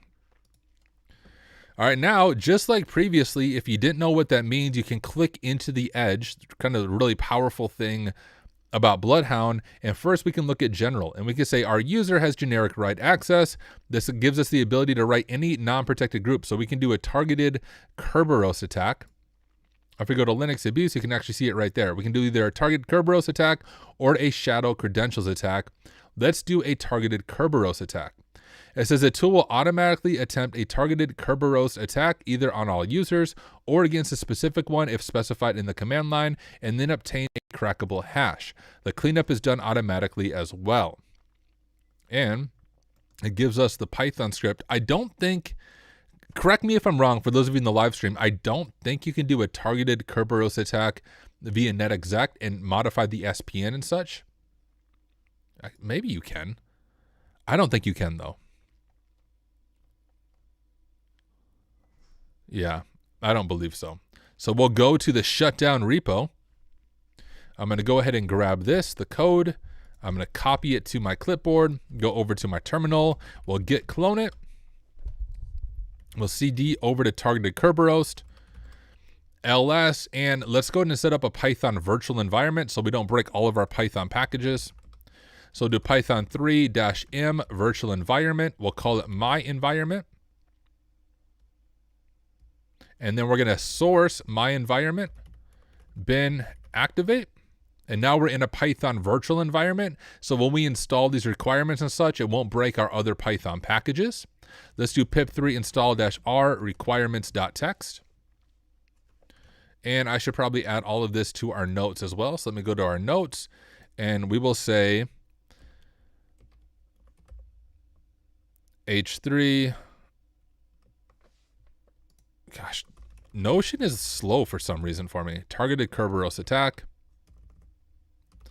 We get cloned, right? And then we ran all those commands to set up our Python virtual environment and install all the needed packages. So I'll just copy that.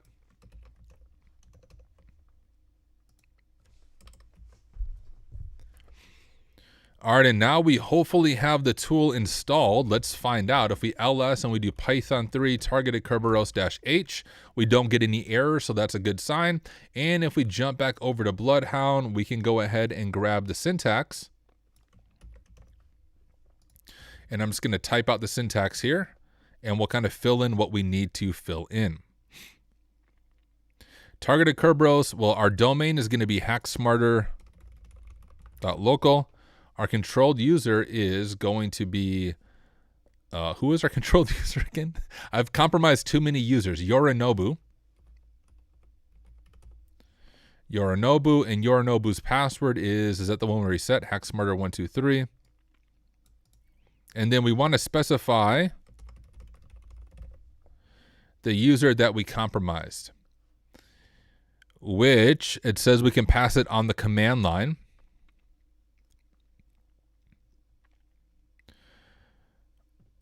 And operate targeted Kerberos, target domain, user's file, request user. Let's try the request user flag. And the user we want to request is soulkiller.service. And then we'll just put it single quotes as well to keep it consistent. I don't think they would actually be needed though at this point. And let me pull myself back over here because I just realized I was blocking half of the screen. Anyways, this looks good to me. Targeted Kerberos, domain, our controlled user, and then the request user.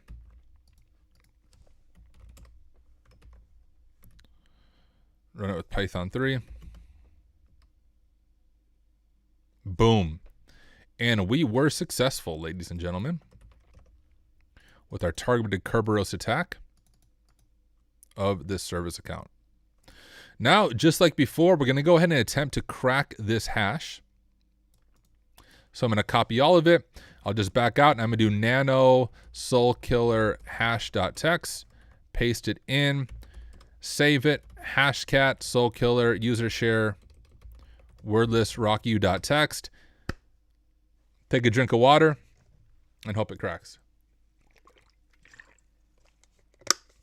Well, Arkansas, are we hacking the state? The whole thing. The government shut down, so now we're on the offense. And if you missed the previous hashcat command, I'll explain this real briefly while we wait. Hashcat, if you've never used it, is a tool for cracking password hashes. I explained Kerberosing in the previous video, but the TLDR is we were able to update the service principal name, which allows us to pull down the target users, or in this case, a service account. It's a ticket, a Kerberosing ticket that is encrypted with the user's hash. And because we have the ticket encrypted with the user's hash, we can then try to crack the hash offline and retrieve the user's clear text password, which is exactly what we're doing with this command right here with hashcat, specifying the target hash, and then rocku.txt is a password word list with a bunch of different passwords, and then we're going to see if we can crack the user's hash. And you can see we were able to. We have the user's hash right there. So let's add all of that to our notes. We'll say cracking the user's hash. I'm going to grab the syntax for our hashcat command. And then the user's hash was some weird my password thing. Pretty secure password there. We got even a hashtag at the end. Wow. All right, let's see if that actually works for our user. We'll do netexec smb. And instead of Yorinobu, we're going to do soulkiller or something. Soulkiller.service, I think. Yeah, soulkiller.service. And then I'm just going to copy this password because I'm going to type it wrong. We'll go to this user's password, and let's just see if authentication is successful.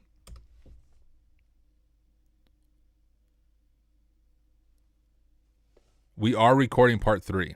Yes. All right, and we were able to confirm that the credentials do work, and we have successfully compromised another user. So let's make another H2, and we will say enumerating from soulkiller.service account, and let's once again drop in his creds here so it's easy for us to access. Soulkiller.service, and then this password. And let me just show you guys real quick. What I like about Notion and why I do all these headers, if we scroll to the top of Notion, we have this nice page. I do this on real pen tests as well, so I can very quickly see everything that I've done. So you can see our enumeration, enumerate from those accounts. Now we're on soulkiller.service account, and we're enumerating as him or her. Or I guess it's neither. It's a service account. It's not even a person. But let's check out Soulkiller Service. Scroll down and we can see that Soulkiller Service does not have any outbound object control. I'll move my face so you can see here. We have no outbound object control, and we're not a member of any interesting groups. And I don't think we saw any interesting shares. So that's kind of my order of enumeration. Number one, I always see, hey, does our user have access to any shares? If we have read access to a non-standard share, we might be able to find something sensitive such as credentials. If we have write access to a share, we can upload a .link file, spin up responder, and potentially steal another user's hash.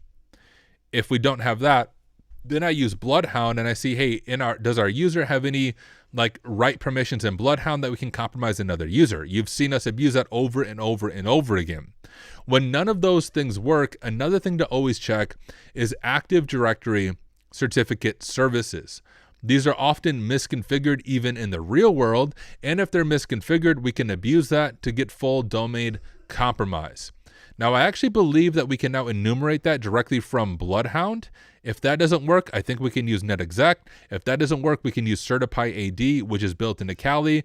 And the reason I have so many tools is when it comes to doing ethical hacking for your actual job, you need to be able to know how to perform the same attack, but multiple different ways. I'll give you a real world example of this. I am on an internal pen test right now during the day for a client, but I'm not able to use Linux, and Linux is my primary OS because their VPN client only works with Windows. So I'm limited to using a Windows VM for an internal pen test, which isn't ideal. But I know enough about Windows that I was able to then install WSL or Windows Subsystem for Linux, then install Kali within Windows, then configure the networking for WSL to pass through the VPN. So I still am able to use Kali Linux from my Windows machine via the Windows VPN to do the pen test for the client. But it's being able to balance and troubleshoot and have multiple different ways to solve things so that when you run into a limiting factor in a real engagement or an exam, you can quickly pivot. So let's go ahead and first try to use Bloodhound to see if we can enumerate certificate services. I think the queries are built into Bloodhound. Hey, Supercharge Hardware, the C2 course has all of its own custom labs. It has over 20 custom labs. You get 80 hours of lab time for those labs. Anyways, let's jump over to our saved queries. And like I said, I think you can actually query certificate services from Bloodhound. Yeah, so we can do some of them. So we can check like ES1, hit run, and we have no results. We can check ESC2. Okay, no results. This probably works better if you just use Certify.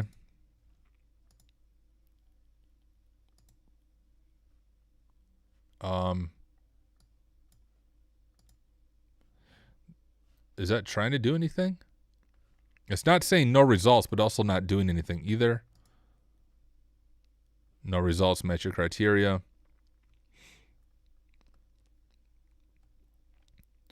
All right, let's try NetExec. I've never actually used NetExec to query for certificate services. I always use Certify AD, but I think NetExec has the functionality, and I'm just curious how it works. Is it only one of them? Can you only check ESC8 with NetExec?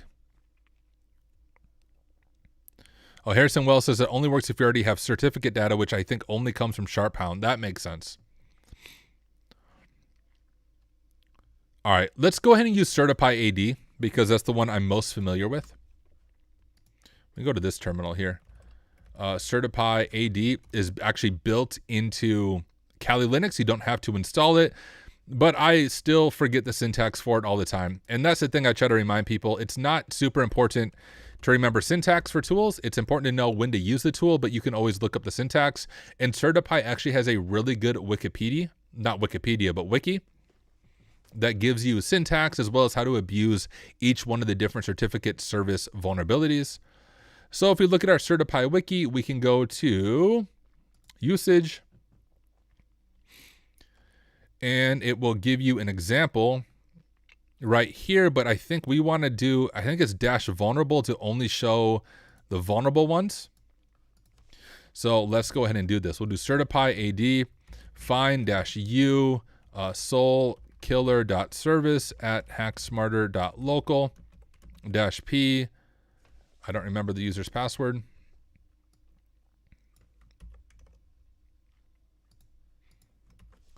-p like that. And then we'll do DCIP. And if I ping hacksmarter.local, we have our domain controller IP right there. Oops. Domain IP. We can do text enabled, hide admins, and then -vulnerable to only show the vulnerable certificate services and hit enter. I may have messed up the syntax there. We will find out. But right now it's enumerating these different ones.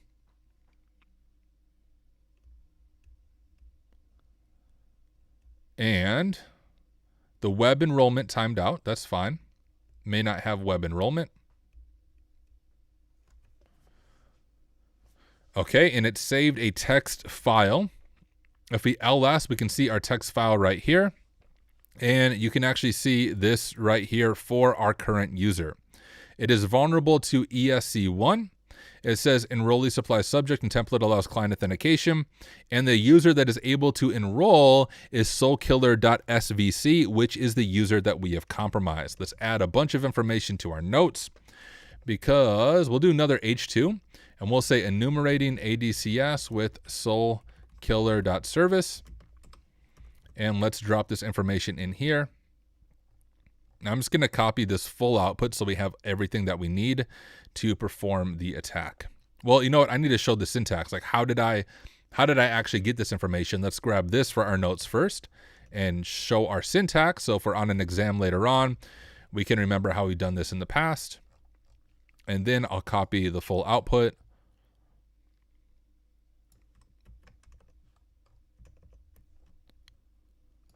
And paste it in.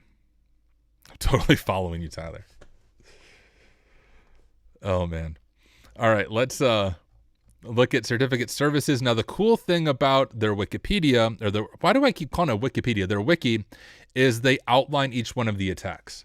So if we go to privilege escalation here,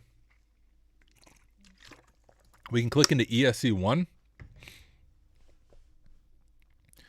And it is the stereotypical ADCS misconfiguration that can lead directly to PrivS. The vulnerability arises when a certificate template is inadequately secured, permitting a low privilege user, that's us, to request a certificate and, importantly, specify an arbitrary identity such as a domain admin within the certificate's SAN. This allows the attacker to impersonate any user, including administrators. So we can impersonate a domain admin. And so we've already identified it. And now it says how to exploit with Certify. It involves two main steps. We're going to request a certificate using the vulnerable template, and then we're going to use the obtain certificate to authenticate as the user. So it says attacker, blah, blah, blah, uses this syntax. I'm just going to copy all of this right here. And we'll read through it first. So we're going to, of course, request a certificate. We should see the expected output snippet. We can authenticate using the obtained certificate. The attacker now uses the generated administrator.pfx file with certify auth. And then we have the expected output. And then we can authenticate, of course, with that. And then we have some mitigation information. But you know what would be good? What would be good is for you to try this on your own.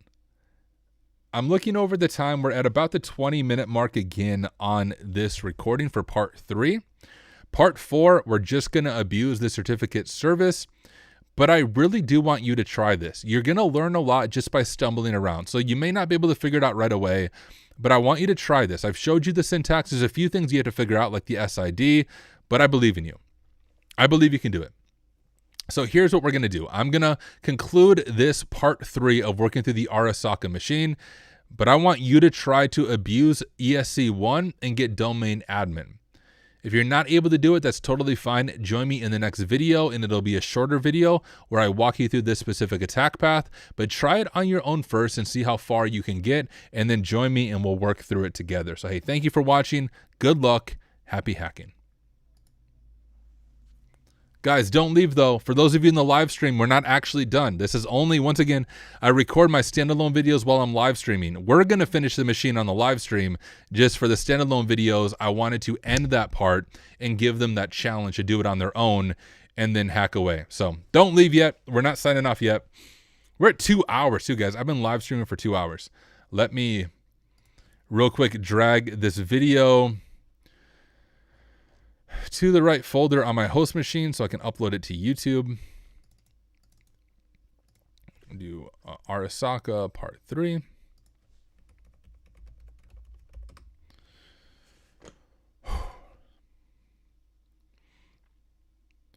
Arasaka part 1, part 2, part 3. Okay, guys, I am going to take, though, a 5-minute break. I'm going to run upstairs, fill up my water, do all that stuff. So let's take a 5-minute break, and then we will finish filming.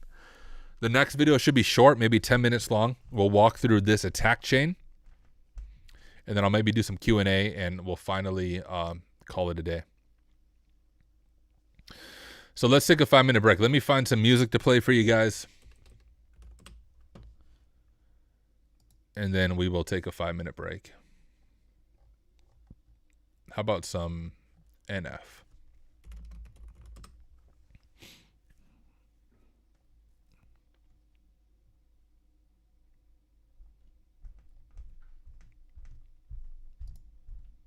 When I grow up, I want to be a dentist. All right, guys, 5-minute break. Stand up, do some jumping jacks, all that fun stuff. I'll be back in 5 minutes. I'll throw a timer up for you, too. When I grow up, I want to be a ballerina teacher. When I grow up, I want to be a police officer. When I grow up, I would like to be a veterinarian. When I grow up, I'm going to be a flapper.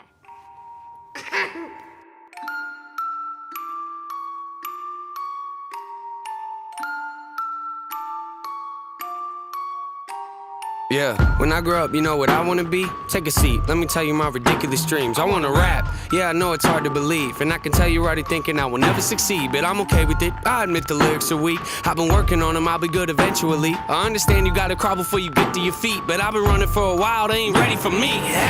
I know this probably isn't really realistic, and honestly I might not ever make a difference, but that don't make a difference, I'ma have to risk it. I've been crunching numbers, you ain't gotta be a mathematician, and see the odds ain't rooting for me. I can't lie though, it's kinda how I like it to be, the underdog. Yeah, you probably think you know what I mean, but what I'm saying is they ever push me, I'm gonna swing. Yeah, I could go to college getting down like everybody else, graduate and probably get a job that doesn't pay the bills. That don't make a lot of sense to me, forget the happy meals. I don't like the dollar menu, I would rather make a meal. Huh? Make a meal? No, I said make a meal. Home cooking, get the grill. How you want it? Pretty well. Everything I see is overdone to me, I'm not a dad, but I'ma get a record deal and say hello to Master Bill. I just wanna pay my bills, rapping about the way I feel. Oh yeah, I just wanna make a couple mil, leave it to the fam and the will. Oh yeah, I just wanna sign a record deal, maybe buy a house up in the hills. Oh yeah, might not be the best in my field, but I guarantee that I'ma die real when I grow up. Yeah, hey, when I grow up. Yeah, yeah, hey. I'ma make them notice me, rhyming like it's poetry. Everything I oversee, I just like to overthink. Mocking me, you pay the fee, no turning over seats. Those of you that don't believe, quiet, you don't know a thing. Quiet when I'm trying to sing, quiet when I'm making beats, quiet when I'm trying to think. Sorry, I don't mean to scream, I just feel like no one really gets me, and it's sad to see, cause someday I'ma grow up and show all of you it's meant to be. Yeah, anybody wanna hear me rap? No, come on, let me play a couple tracks. No, come on, I can spit it really fast. No, you think I should throw this in the trash? No, trick ya, haters go away before I hit ya. I am not a beggar or a kiss up, you don't understand, well I forgive ya. I am not a quitter, you didn't really think that, did ya? Maybe someday I could even be up on the radio, have a tour bus and maybe even play a couple shows. Everybody in the crowd singing every word I wrote, telling me that I am not the only one that feels alone. Huh? You feel alone? Yeah, I kinda feel alone. Wonder if the feeling ever goes away when you get old. Will I ever make it as an artist? I don't really know. Might not make a lot of dough, I'ma have to try it though. I just wanna pay my bills, rapping about the way I feel. Oh yeah, I just wanna make a couple mil, leave it to the fam and the will. Oh yeah, I just wanna sign a record deal, maybe buy a house up in the hills. Oh yeah, might not be the best in my field, but I guarantee that I'ma die real when I grow up. I just wanna pay my bills, rapping about the way I feel. Oh yeah, I just wanna make a couple mil, leave it to the fam and the will. I just wanna sign a record deal, maybe buy a house up in the hills. Yeah, I might not be the best in my field, but I guarantee that I'ma die real when I grow up.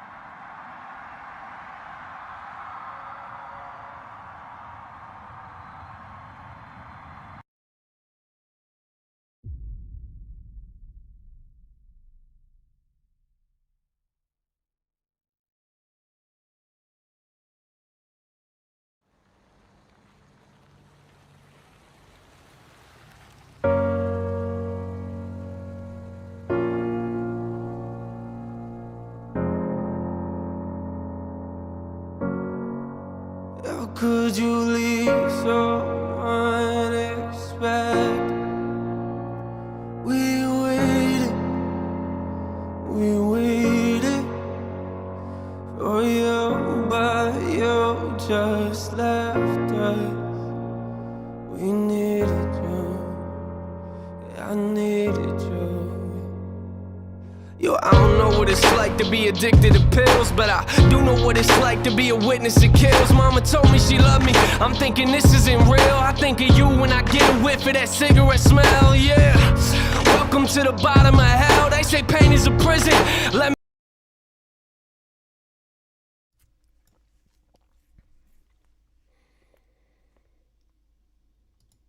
What is up, people? I'm back. Guys, I didn't realize what time it was. I went upstairs, my wife is up there, and I'm like, holy crap, it's already 1 o'clock. So I don't know what time it is in your time zone. It's 1 o'clock in the afternoon for me. Guys, I haven't had breakfast or freaking lunch. I'm getting hungry. I wasn't that hungry until I stopped streaming, stopped focusing. I was like, wow, I need to eat something. But we're not going to. We're going to keep pushing through. We're going to finish this machine. I think this will be a shorter video. Real quick, I see some stuff in chat. Let me make sure I'm not missing any questions before we start recording.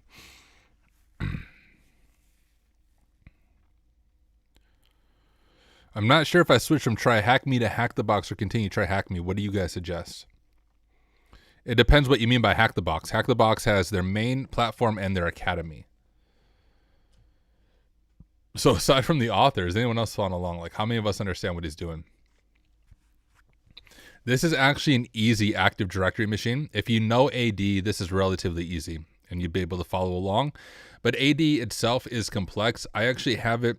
One of the courses I want to make in 2026 is just like a intro to Active Directory, but not hacking, like literally how to configure Active Directory as a sysadmin, because it's hard to break something that you don't know how to configure, and giving that baseline knowledge of AD. So I do want to make something like that. Almost run away, so stay on the lookout for that. All right, scrolling.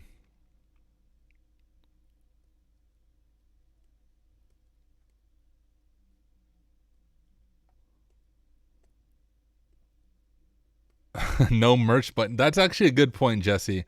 I need to add a merch button to the top. Hey, I was wondering, should I add my completed CTFs to my CV? Something hard, something realistic? I don't think so. I don't think you should add CTFs to your resume. Instead, what you should be doing is you should have some type of portfolio or platform online where you are showing what you have accomplished. That's why I started my YouTube channel. So if you're comfortable making videos, start a YouTube channel where you teach as you solve machines, start a blog, start a GitHub, and then link to that on your resume. Hack the Box Academy is better than THM ? Depends on the use case. It's more, it's harder than THM. You'll learn more, I think. But if you're a beginner, THM might be a better bet. Hack Smarter Labs is greater than THM? Yes. Can I tell you guys something? On Hack Smarter, I am not using your data to build an AI startup to take your job. Not me. Other platforms might be doing that. A single platform might be doing that. We won't mention them. I made a video about them recently, and I don't think they like me anymore as a result, but it is what it is. Is AD just File Explorer? No. No, Active Directory is much bigger than that. Shots fired. Guys, what happened over the THM video? Okay. Remind me when we're done recording, and I'll give you guys a little more detail. But let's go ahead and see if we can finish up this machine. This is part 4. Hey everyone, welcome to part 4 of the Arasaka machine here on Hack Smarter. Now, this is gonna hopefully be a shorter video unless I run into silly rabbit holes, which is always a good possibility. But in the previous video, I gave you a challenge. We continued enumerating and we found that the domain controller is vulnerable to an ADCS vulnerability, specifically ESC1, and the user that we recently compromised, soulkiller.service, has the ability to enroll certificates there and potentially escalate our privileges that way. But I gave you a challenge to try to do that on your own. If you were able to do that, round of applause, congratulations, you did an amazing job. If not, that is okay. In this video, I will walk you through it step by step, and hopefully we can compromise one of the domain admins together. All that being said, let me go ahead and share my screen, and we will dive on in. So this is what we were looking at the end of the previous video, was how to exploit ESC1. And we have the syntax right here. So step number 1, let's just go ahead and copy the syntax and add it to our notes and begin filling out how to actually exploit it. We'll say exploiting ESC1. So what pieces of information do we need, or do we already have? I'll zoom in so you guys can see this a little bit better. Well, we already have our user. So our user is going to be soulkiller.service at hacksmarter.local. So we don't need anything there. And we also have our user's password. If we scroll up to the top, our user's password is here. So far, so good. We have each piece of information that we need. Next is our domain controller IP. Let's go ahead and grab that from our machine. And we will paste that in. I do not mean to paste it twice. Now I'm having issues. I'm still learning how to use a computer. Our target, which is the certificate, if we scroll up here, I think we're going to want to do be the full name.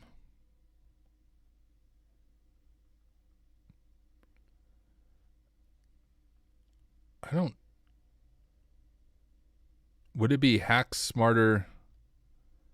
I'm tripping myself on it. ca.corp.local, but ours would be not that. Would it be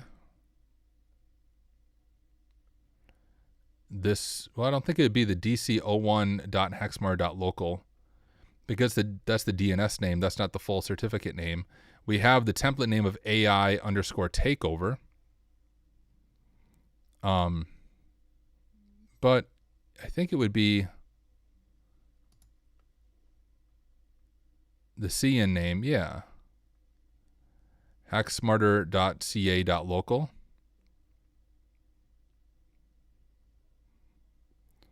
I think so.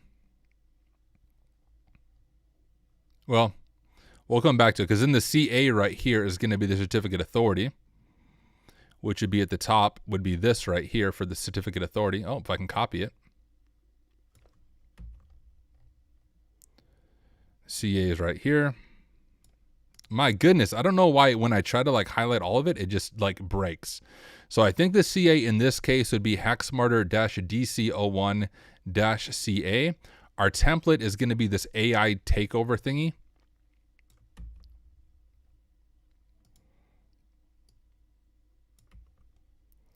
And then our UPN, there was actually 2 different domain admins. We actually saw this in the very beginning when we were enumerating. We have administrator and the emperor. Let's go ahead and try to get the emperor. So we'll scroll down to the bottom and we will grab the emperors. It'd be the emperor at hacksmarter.local. Username is wrong. Oh, shoot. Oh, good call.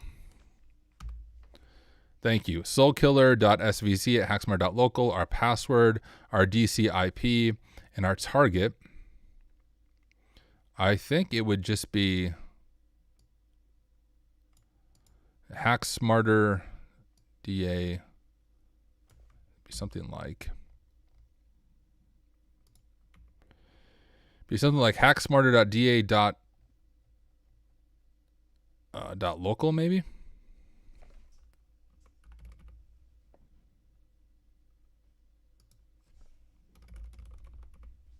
I don't know if I'm doing that right. For some reason, my brain's like breaking. I don't know if that's correct. But now we need to get the SID for this admin user. You can actually use Certify to do that, and it shows you in the wiki. I believe right here, to find the SID and other attributes of a target user like administrator, you can use this command. Okay, I apparently can't copy it. Let me copy it this way. So let's try this command, and we'll say getting the SID for,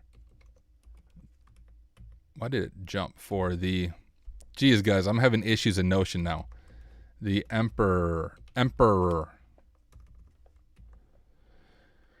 Okay, and now in Kali, it's certify AD, not just certify, so we can fix that as well. Our username, this is our current user that we have compromised, so this will be soulkiller.service. This is our password right here. Our domain controller IP. And instead of administrator, let's see if we can compromise the emperor. Since we know someone named the emperor is also a domain admin, the emperor. That looks spelled wrong, but it must be right. Okay, let's try this command. And I have a quote missing. Yep, I see it over here after my IP. I have 2 quotes.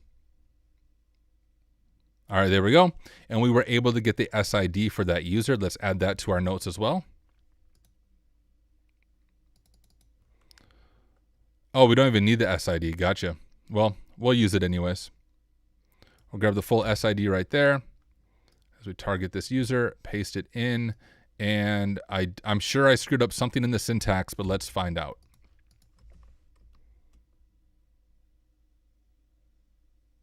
Oh. Yeah. Okay. Let's fix that.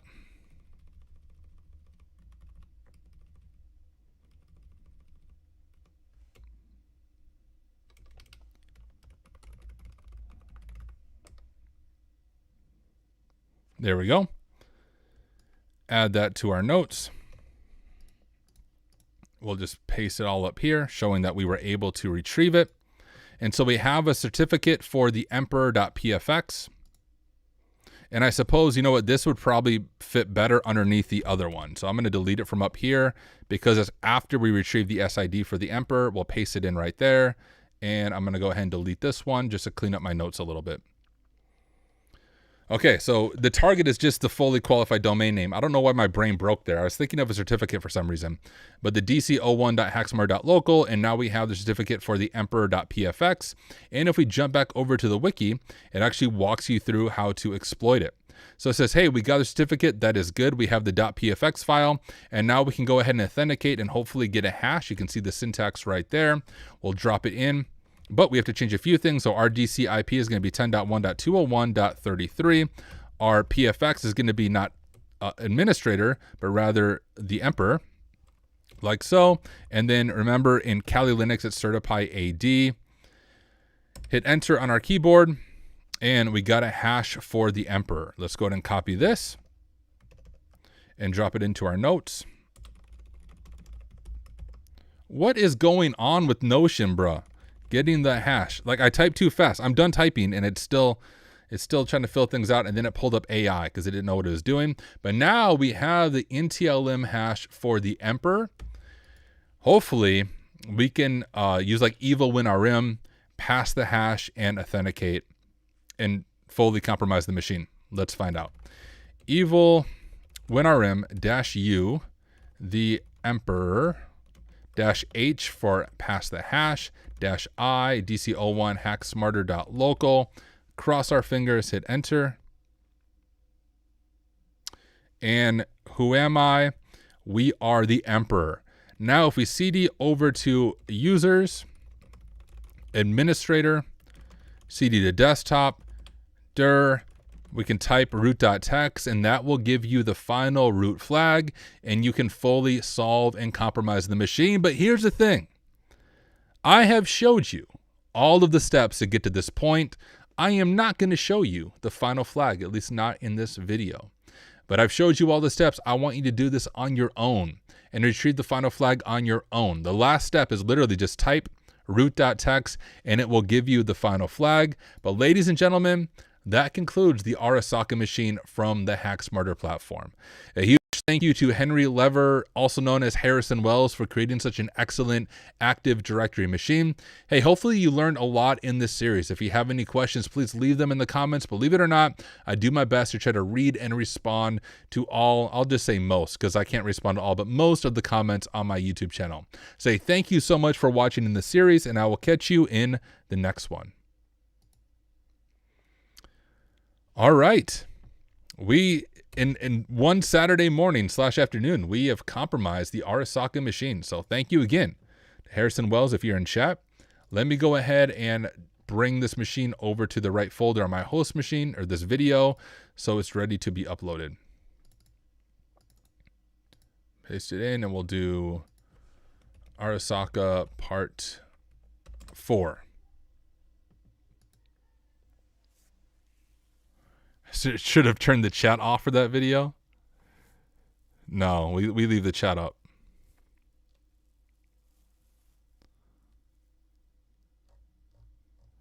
All right. Wrench, you are super late. We are I've been streaming for 2.5 hours now. We are going to be wrapping up shortly, but here, we'll talk about the Try Hack Me stuff, guys. I'm not going to go into a lot of detail on this because it's on my YouTube channel. But if you go over to YouTube, computer's loading slow. My VM's loading slow. All right, if we go to YouTube and you type Try Hack Me AI Tyler Ramsby, you will find this video. Is Try Hack Me using your data to build an AI startup? I'm not going to go through the stuff I share in that video. You can watch it yourself, but the TLDR is the founder of Try Hack Me talked about their proprietary training data set they're using to build a new AI pen testing agent. That AI data set is obviously Try Hack Me users. Try Hack Me users push back. Ben's response was, hey, if you don't like this, you can opt out by deleting your account. And I just made a video, like literally just sharing the chat that was in the public Discord and giving my thoughts and my commentary on it. And I think I didn't want to burn any bridges, and I was very clear about that in the video. I tried to be very gentle in the video. If you watch it, I don't think it was overly offensive in any way. But I think, unfortunately, I did manage to burn a bridge there, which was not my intention or my goal. I say I don't know for sure, though, because I've reached out to Try Hack Me directly, and they haven't gotten back to me. I'm just waiting to hear back from someone at Try Hack Me. But Advent of Cyber is coming up. If you have followed me for any length of time, you know that for the past 3 years or so, I've done Advent of Cyber. I often do like a daily stream, and then I make some of the official walkthrough videos. I make official rap songs for Advent of Cyber. Heck, if you go back to last year's Advent of Cyber, the very first day of Advent of Cyber, you had to download like my song, my Papa Shell song, and the flag was like hidden in the metadata or something crazy. Like the first answer to Advent of Cyber last year, I believe, was Tyler Ramsby. Like that's how ingrained I was in Advent of Cyber. Well, I'm friends with a lot of content creators, obviously in this space, and Try Hack Me reached out to all of them to do Advent of Cyber videos for this year, like to make the official walkthrough videos. And they all have, contracts from Try Hack Me to make those videos.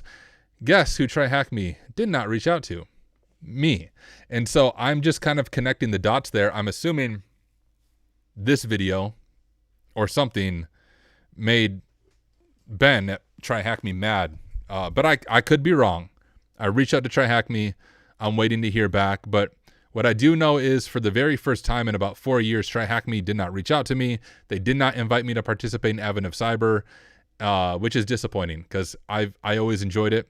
And I've always enjoyed making the music. And a lot of it I did free of charge, like the songs and stuff, as a way of promoting Try Hack Me. And guys, if you follow me on YouTube, I have made hundreds of videos to promote Try Hack Me for free, and I've made the official challenge machines. Heck, if you go to Try Hack Me, if you go to their PT1 learning path and you look at the machines and the learning path to get the certification, guess which machine is included in the learning path? Silver Platter. Guess who made Silver Platter? Me. And so like I've contributed a lot to Try Hack Me for free, and apparently this one video was enough to potentially set them off against me. Now I could be wrong. I could be completely wrong. This is just my read on the situation, on the fact that they reached out to all of my friends who are content creators to participate in Advent of Cyber. But from what I can see, they chose not to invite me back for Advent of Cyber. Last year, I did a bunch of them. Shoot, I saved... Guys, there was a time last year that another content creator couldn't make a video, and I needed to do a 1-day turnaround for an Advent of Cyber video. Otherwise, Try Hack Me was in a rough spot. They emailed me, and I made a video that night to make sure everything could stay on track. So like I've gone out of my way to support Try Hack Me and to make things happen. So if they are not inviting me back because of this video, I am pretty disappointed from all of the stuff I've done for free for Try Hack Me. So is what it is. So when you see them announce Advent of Cyber, make sure you say in chat, where's Tyler? Because apparently I'm not going to be part of Advent of Cyber this year.